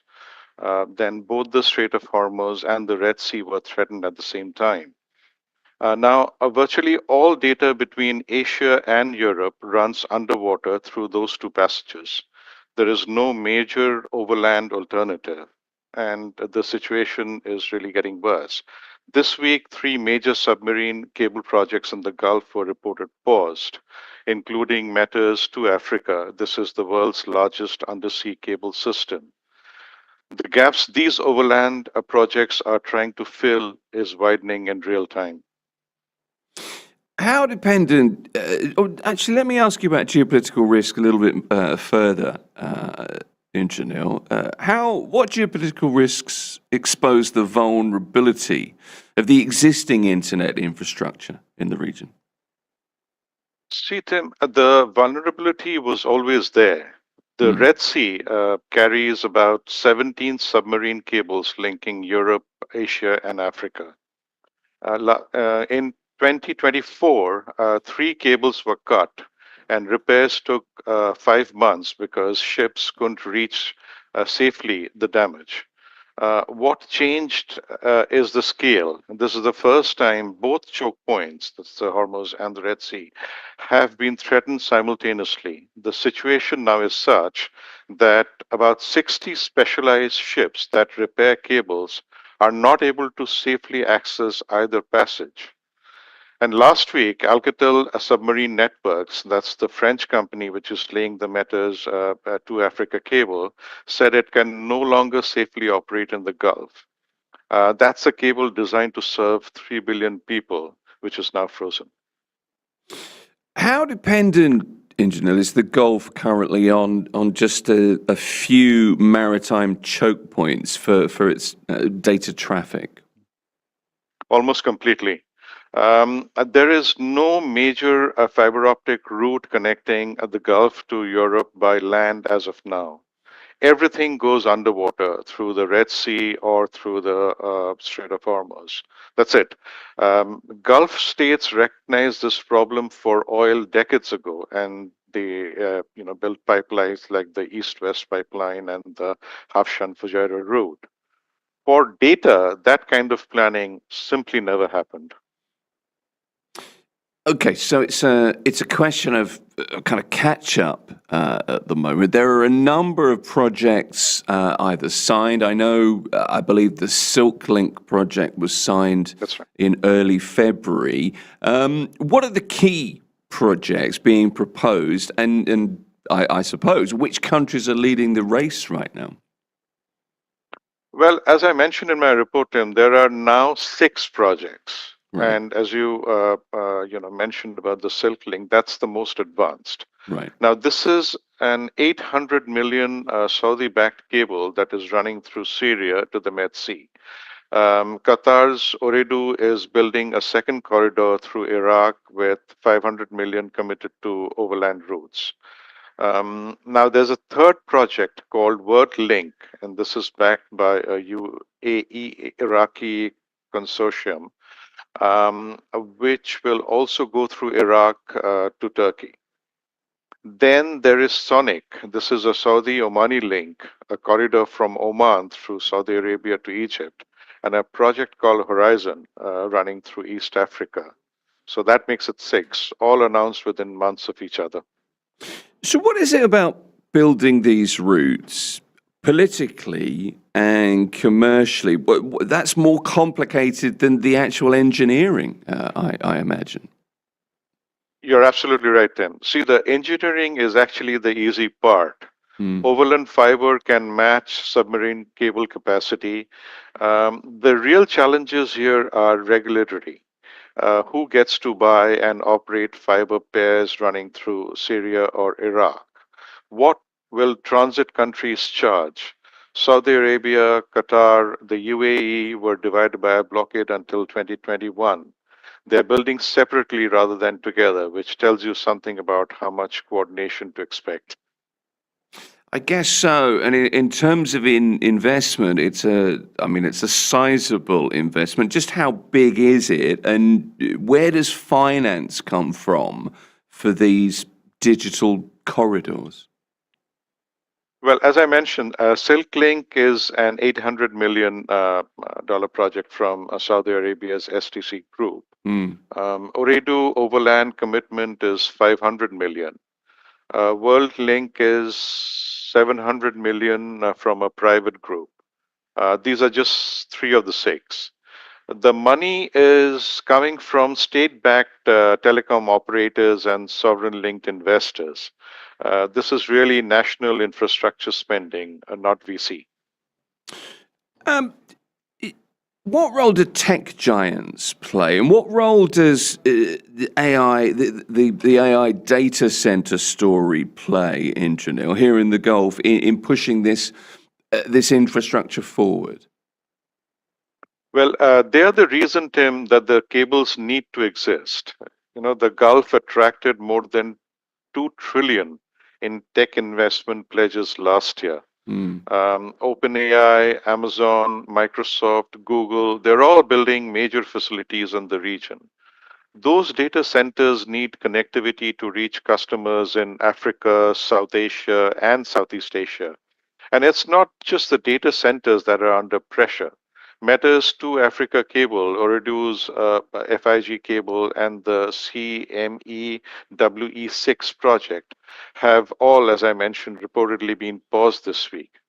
The submarine infrastructure that these companies depend on is being frozen by the same conflict that has hit the data centers.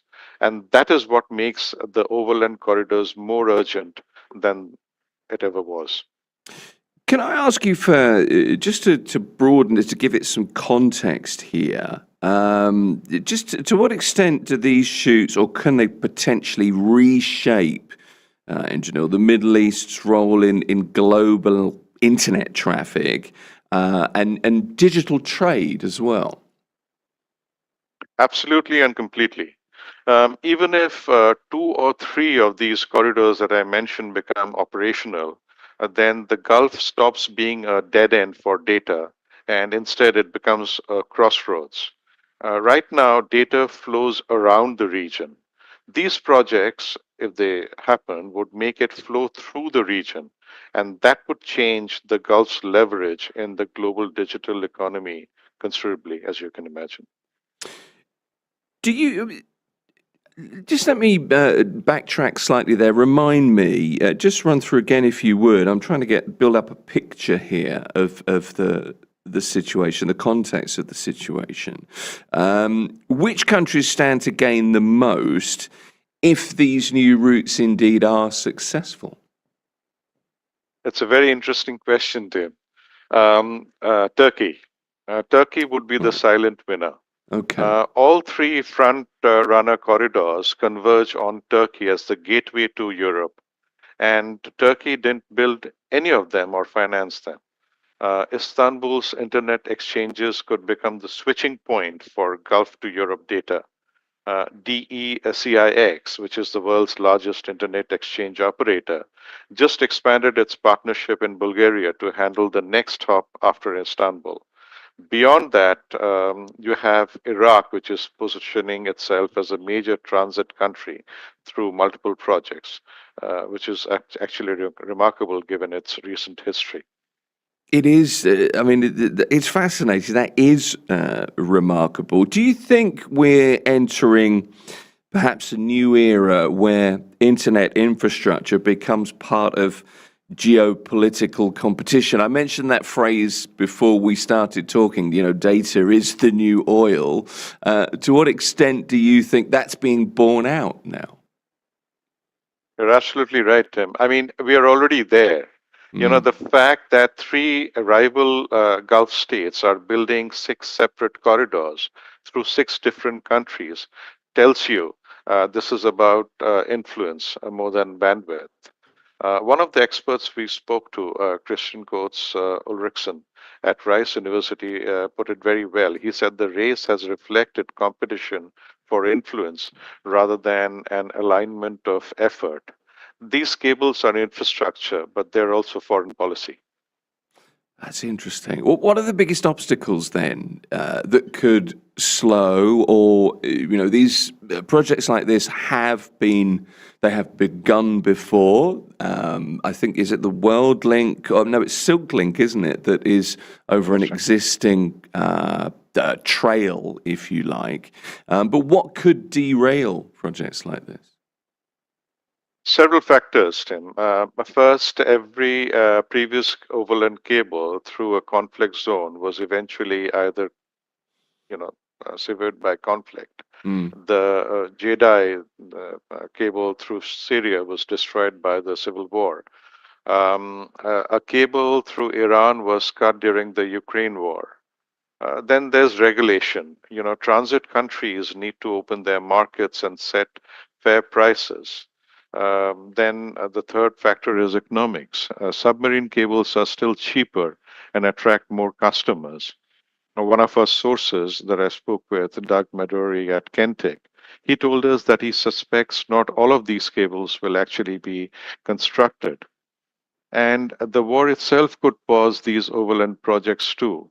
The three major submarine cable projects in the Gulf, as I mentioned again before this, were halted this week. And the same could happen to construction on land if the conflict spreads. The potential, final question, Indranoor, the potential for these networks is clearly a huge benefit. If they are built, how much more resilient would global connectivity actually become? What would we see kind of day to day? Significantly more resilient, but they will not be not vulnerable. Right now, there is essentially one way to get data from the Gulf to Europe, and that, as I mentioned, is underwater through the Red Sea. Even if one operational overland route, were to be built, that would change the equation. But the experts we spoke to were clear that submarine cables will remain the primary, carrier. The terrestrial cables would offer resilience, but they would not really be replacement.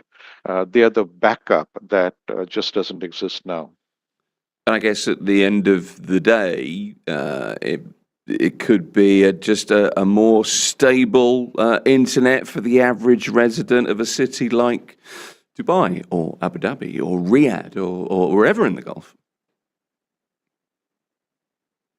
Absolutely. I mean, if I were to kind of, sum it up, that the Gulf recognized, many years ago that oil needed a way around the Hormuz, and data is finally getting the same attention. Whether these corridors are going to be built fast enough is the open question.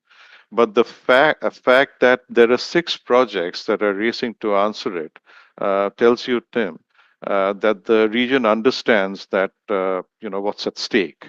You can read more about this, in the series that we've done at Rest of World. But that's where it is right now.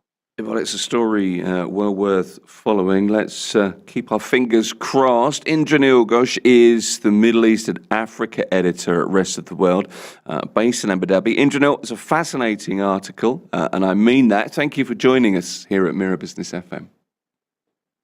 Thank you, Tim, for having me. It was a pleasure. Good to have you with us. Indranoor Ghosh there joining us this morning here at Mira Business FM. Mira Business FM, Dubai's home of business radio.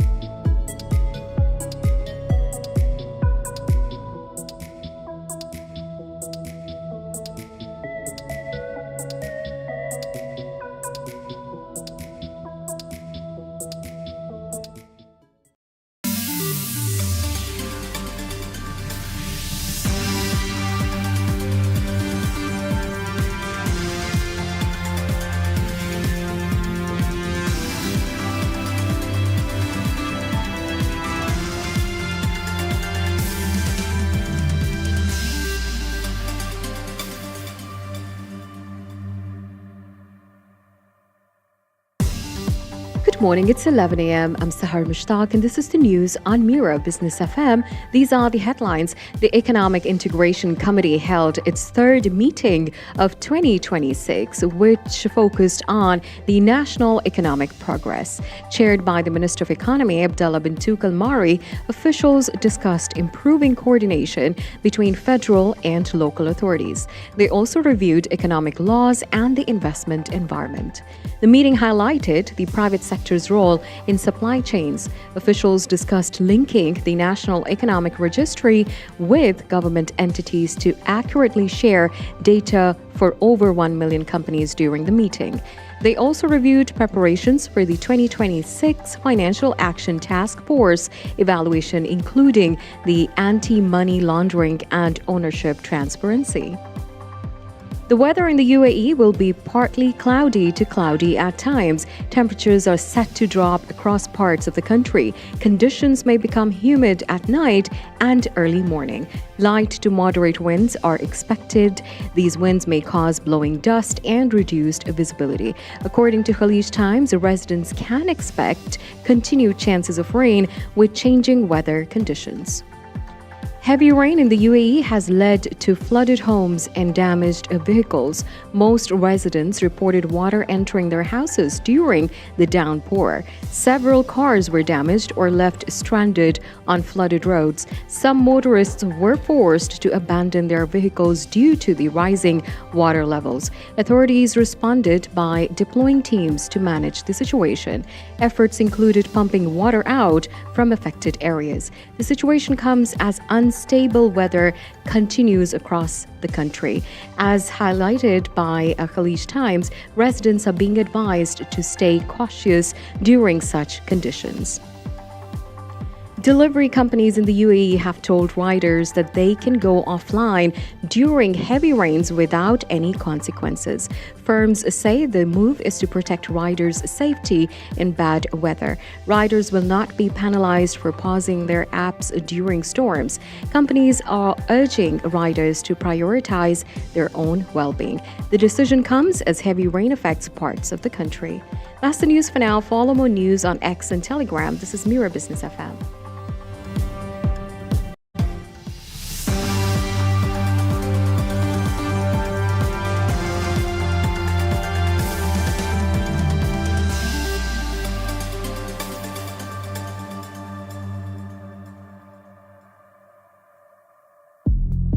It's the morning drive. We're talking cars in a moment, supercar news and more. Jacek Ziomek has waded through the rain in his vehicle. He's made it here. We're talking to him next at Mira Business FM.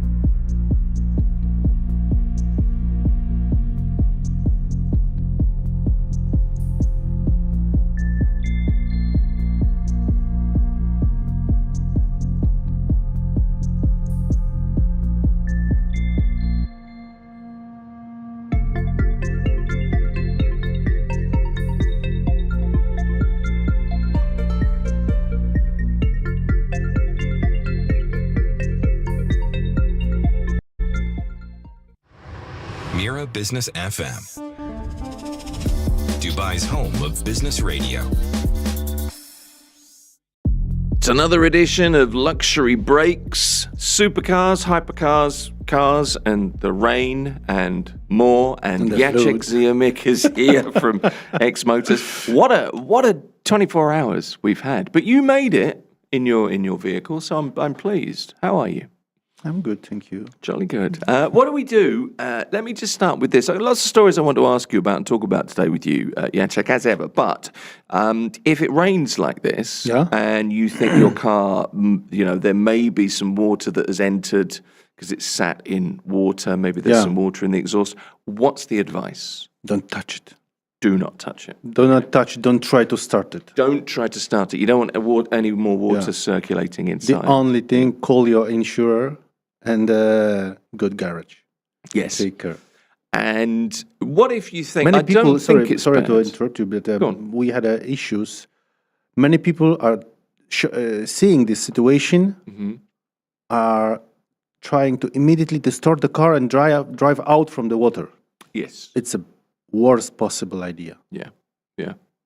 Just leave your car, and then if you think that the water wasn't as high as you thought, and you go back to it after a few days, and you think it's dried out, is it okay then to start it? If you're pretty sure that the water didn't get into it's the water in the exhaust that's the issue, isn't it?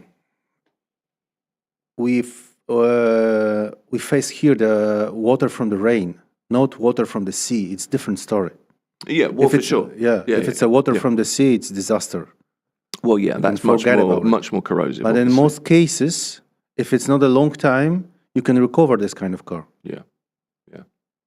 But it may well be that it depends on how much water is around your car. But that's the advice, isn't it? I remember the stories when we were recovering the cars like that without any issue. Mm-hmm. The car were like before. But the same way we had a situation when the engine was to replace. So you cannot estimate anything without touching it. What about you get in the car and you just switch the ignition on? Is that something you should or shouldn't do? You shouldn't. Not starting the engine, just the ignition. Yeah, you shouldn't. But sometimes you have to turn on the ignition to see which warning lights come on. No. To unlock the steering wheel. Okay, right. Because there is no other option. But if you're not going to move the car, it doesn't matter. In most cases, you shouldn't do it because the most of the cars now have not only 12 volts installation, but also 48 volts installation, which can be affected easily. Yeah. Okay. So the advice is leave the car. If you're not sure, just leave the car. Yes. And then when the water level drops, perhaps something can be done to salvage it. Don't try to fight on the road. No, don't. Well, that's another thing. Yeah, I know. It's just a crazy time. But I mean, teams are out dealing with most of the pooling of the water. So fingers crossed we don't get any more rain tonight. We prepared ourselves. The company. I mean, you have a lot of expensive cars. We were afraid not about the rain, but we were afraid about the tornado they were forecasting. Yeah, I heard about that. Well, I also heard typhoon. If you have vehicles value 5, 6, 10, 20 million each, you have to be extremely careful. I'm sure you do. And our guys were in the company all the night. Really? Taking care about it. And everything is okay? Yeah, everything is okay. Good to hear. Okay, so that's the first thing. I've got some supercar news for you, but there was something else that Michael sent me last night, and this is just an Instagram, just a post on Instagram actually, and I thought you'd be very pleased. But it just amused me because I thought it would put a smile on your face, which it has. Ferrari has resumed Middle East deliveries. They've overcome logistical challenges due to the conflict, and they're ensuring no order cancellations. There you are. That was a post yesterday. I think it's, no other company said we are stopping the deliveries and we are resuming, It's because it's a different kind of customers. Someone is calling them and, where's my car? Where's my car? Guys, you promised last week it will be here. Yeah. So Sir, our official statement we released last week. Where's my car? Yeah. There is the response to that. No, I know.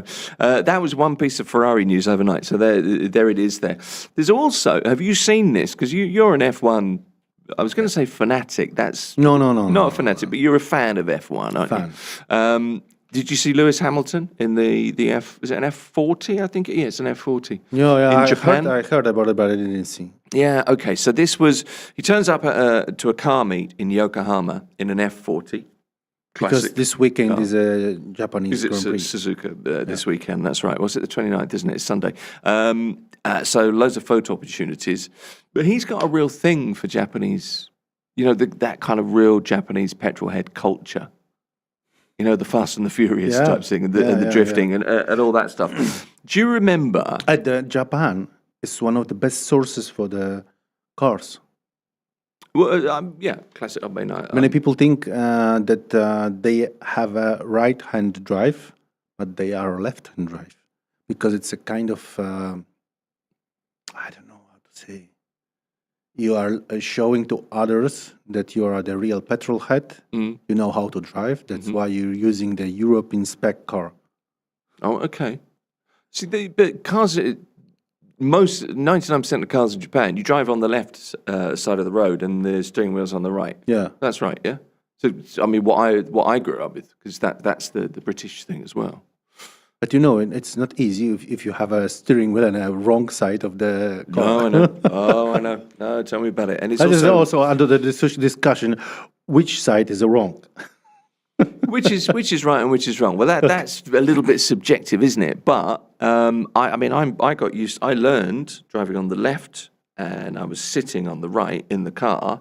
But I've been driving here probably longer than I did when I learned. Okay. So I'm kind of okay with both. Kind of okay. I'm just not the greatest driver. I'll be completely honest with you. But do you remember Lewis Hamilton? This is a few years ago. He was driving around in a Skyline. He drove around Tokyo. There was a piece of video of him, and he attributes that to, as a kid, he played Gran Turismo. I never seen this one. I remember he was driving He was driving a Nissan Skyline around. Most cases, I remember him in a McLaren Mercedes or this. Well, he's just sold all of his cars, hasn't he? Did you know that? He has a collection of all kinds of stuff, and he's sold all of them. Because what he wants to do, I don't know if Ferrari are going to do this. I don't even know if this is true or this is made up nonsense, but it was a news article I was reading, so I think there's some credence in it. He wants to have one car, and he's talking to Ferrari to build a specific Ferrari to his specifications, and he wants to go and build it. It's a similar story like we had in the Michael Schumacher. Okay. He had his one of one only, special spec. I don't remember which car it was, but it was one of one. And as far as I remember, it was a black one instead of red one. Okay. There you go. Who knows if that's true or not? But that's what I've been reading. That's my Ferrari news for you. I just wanted to put a smile on your face because it's been raining. You sent me a very interesting article about the supercars. Yes, and good prices. Yeah, I know. But some of them, good prices. Telling if someone is telling you it's a good price, it's only £2.5 million. So. Well, do you want to have a look at that? Because this is actually quite an interesting article. There are many good proposals if you want to have a supercar, a real one, collector car, classic car with a decent price. Well, it is. The headline was, 18 used noughties, so cars from 2000 to 2009, in theory, supercar bargains. This is TopGear.com, the famous Top Gear. I was wondering what you think of the prices. Those guys have a bit of petrol in their veins. They do have petrol in their veins. They run on it. So, I mean, you can relate, I suppose. So it was a UK article, so it was UK prices. So I converted them all to dirhams, and I wondered what you thought. Ferrari, number one from the list. Is it perfect? Remember? Is this the 360? Yeah. Yeah. Okay, so you can get a Ferrari 360 Modena F1 for 225,000 dirhams. 250,000 dirhams? 225,000. 150 was the price I remember my friend bought last year. then a bargain. These are UK prices that I've translated, so you might find them different in other markets, but it gives you an idea. This was the first one that didn't have the pop-up headlights, wasn't it? No. That's Was it not? No. Oh, I thought it was. Pop-up headlights. The headlights. Yeah. Testarossa? No. F12? No, the 360. 360 doesn't have Was a it not? pop-up, no. But that's what I mean. It was the first one to not have them. Ah, okay. Yeah, that's what I mean. Yeah. I thought, he's got me again. And But is that a decent price for that car? What do you think? if it has a proper service history, was not accident, doesn't have an accident, and was taken from another 4 cars, one piece. Yes, it's probably. This is the one with the flap, the Yeah, F1 with yeah. flappy. This is not with the manual gearbox. Manual is That's a lot more highly appreciated. Yeah. I remember that, but not for 150. Okay. Lamborghini Gallardo. Is it Gallardo? Gallardo. Yeah, Double L, okay. you can read like, Gallardo. yeah, Okay. Y. All right Gallardo. then. So 5-litre V10. You can get for $500,000. There's a This one- is the LP564 It's version. I would be $500,000 in doubt which one is better, Mm-hmm. 360 or Gallardo. I like a lot Gallardo, but there's one problem. You have to have an extreme care about this engine. Okay. If something happen, you're in the In the issue area. issue area. It's not a proper word, okay? You don't have a choice. Yeah. You have to pay 150K for the engine. There are no spare parts. There's no possibility to do anything. And I know these stories when the people having this kind of car were buying complete car to recover the engine. Right. Okay. No, you've said that before, actually. Unless, of course, you know a man like you. I know you, so it would be fine. Porsche Carrera GT. What's that worth? It's not a cheap solution. No, 1.3 million sterling. Yes, That's yes. about 6,500 dirhams. That's 6.5 million. It's sorry, hard what am I to saying? find even this kind of car. Yeah, it was 1,270 built between 2003 2006. Not many. It's Pretty rare. It's a good choice. 5.7 litre V10 engine. It's a good 6.5 million choice. dirhams. It's a good choice. I can It see never the smile. it never happened again. All right, then. Another Porsche 997 Carrera S you can get for 100,000 dirhams at the moment. Yes. So kind of an everyday sports car. Take care about the service and have fun. Yeah, okay. Audi R8 V8. What would you pay It's for one of a those? twin brother of Gallardo. Same story. 190,000 dirhams. The difference is Audi is using 4.2 V8 Okay. and 5.2 V10, which is not the same like the 5-liter from Gallardo. It's safer. So it's Audi had the V10 since Gallardo get the lift. Still an impressive car now. Yeah, Ford GT. I don't know anything about it. You don't really? Because, well, this is the car famously that Jeremy I Clarkson, know. Top Gear man, bought and no longer drives because he doesn't like getting in and out of it. I know that's a super car, but I never considered this F word brand as a super car.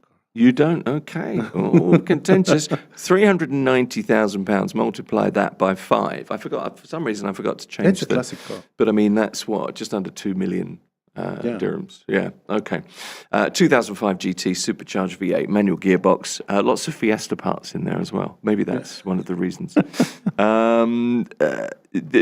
My favourite out of this whole list is next, and I know that a man to my left, Faraj, your ears are gonna start burning now because I know you love these. Okay. Aston Martin Vantage, beautiful looking car. For pennies. It really is pennies, 100,000 dirhams. For that league of car, I mean. That seems to be a hell of a price. Underappreciate the car. Everyone underappreciate this car. Because it's a Aston Martin, whatever you say. There are a lot of them. It's a high technology car. Really. Yeah. Really. Ferrari level for sure.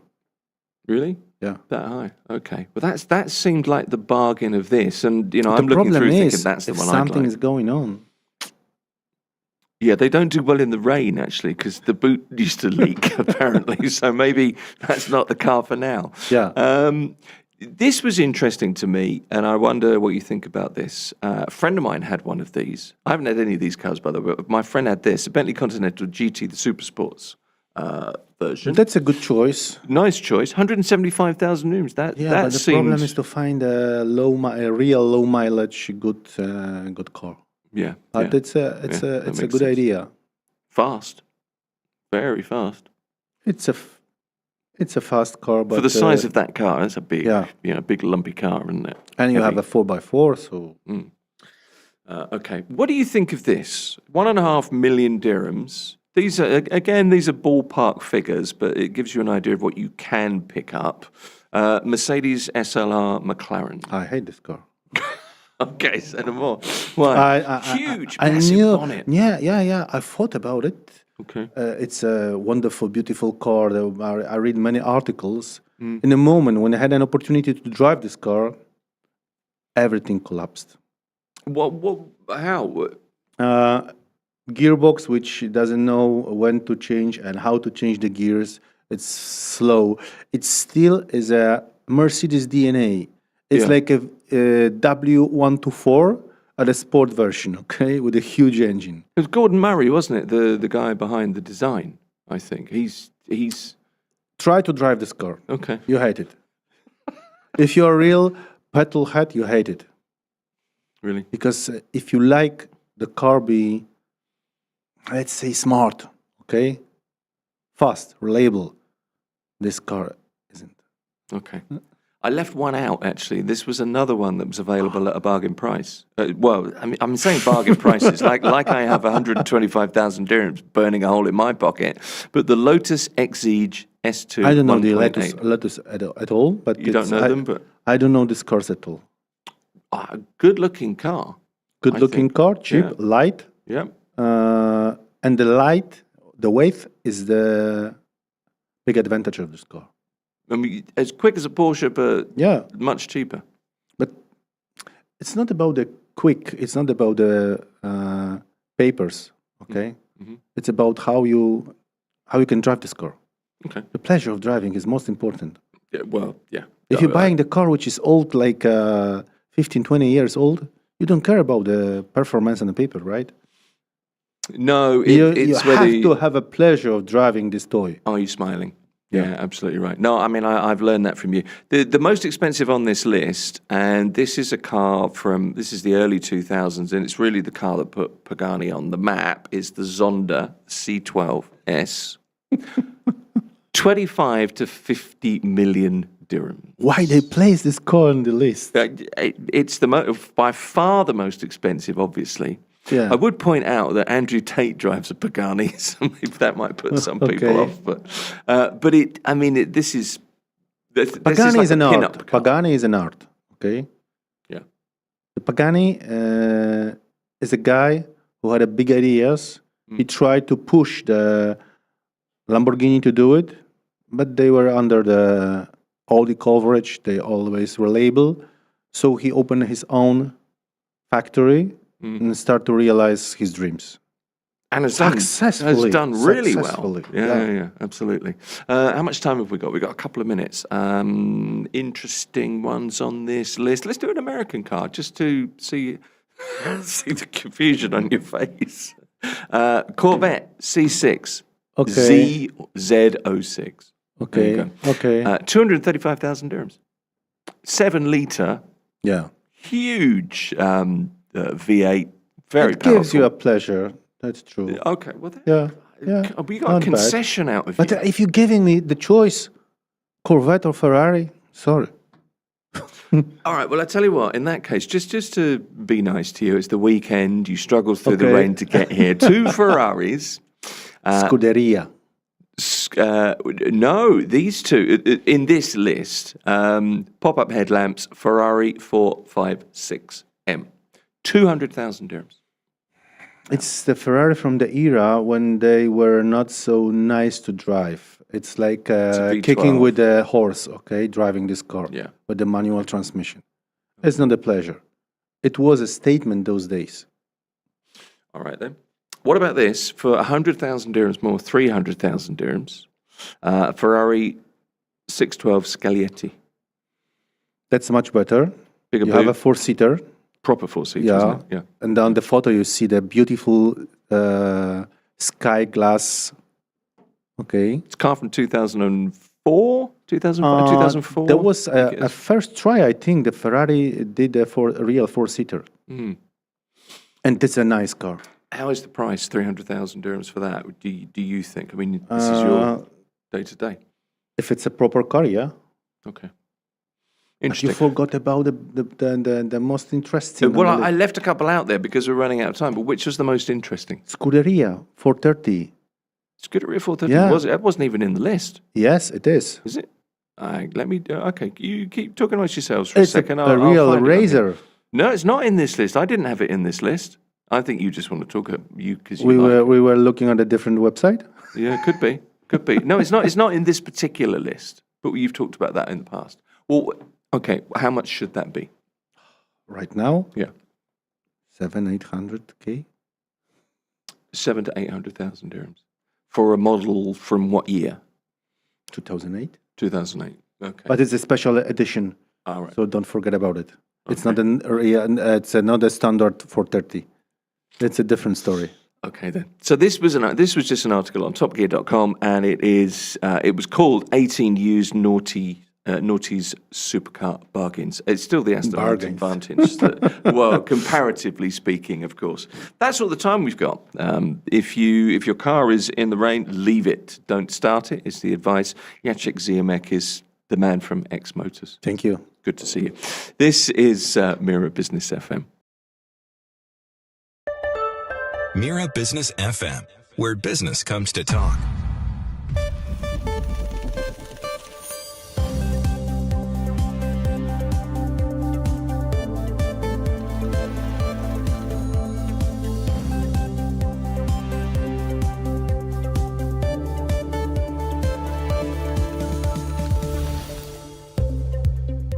Good morning. It's 11:30 a.m. I'm Sahar Mushtaq, and this is the news on Mira Business FM. These are the headlines. Dubai's Roads and Transport Authority has warned of possible bus service disruptions due to heavy rain, according to Gulf News. Passengers are advised to expect delays on some routes. Authorities say storms and strong winds are affecting transport operations. Commuters are urged to plan their journeys in advance. They're also advised to check official updates before traveling. The warning comes as unstable weather continues across the UAE. Employees in the UAE have rights when it comes to salary cuts. Khalij Times reports today an employer cannot reduce your salary without your consent. Any agreed change must be documented in writing. Workers can refuse a pay cut if it was not mutually approved. Employees may also ask for time to consider proposed changes. A legal contract should clearly state salary and the benefits.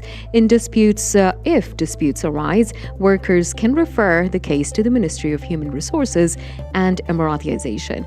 The ministry can help resolve disagreements between employers and employees. Shipping traffic through the Strait of Hormuz is starting to increase again, despite ongoing tensions with Iran, Gulf News reports. The U.S. Treasury Secretary Scott Bessent says vessel movement is rising daily. Officials describe this as the beginning of a broader recovery. The Strait of Hormuz is a critical route for global oil shipments. Recent tensions have sharply reduced the number of ships passing through the area. However, Khalij Time reports the return of some tankers suggests confidence may be slowly improving. Officials say the situation is still being closely monitored. And our quick market and currency update.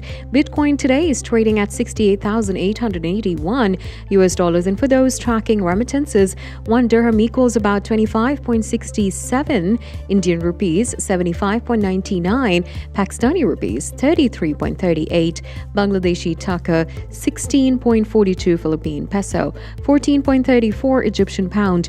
Meanwhile, 1 British pound is equal to 4.90 dirhams today. That's the news for now. Follow more news on our website, mirabusiness.fm.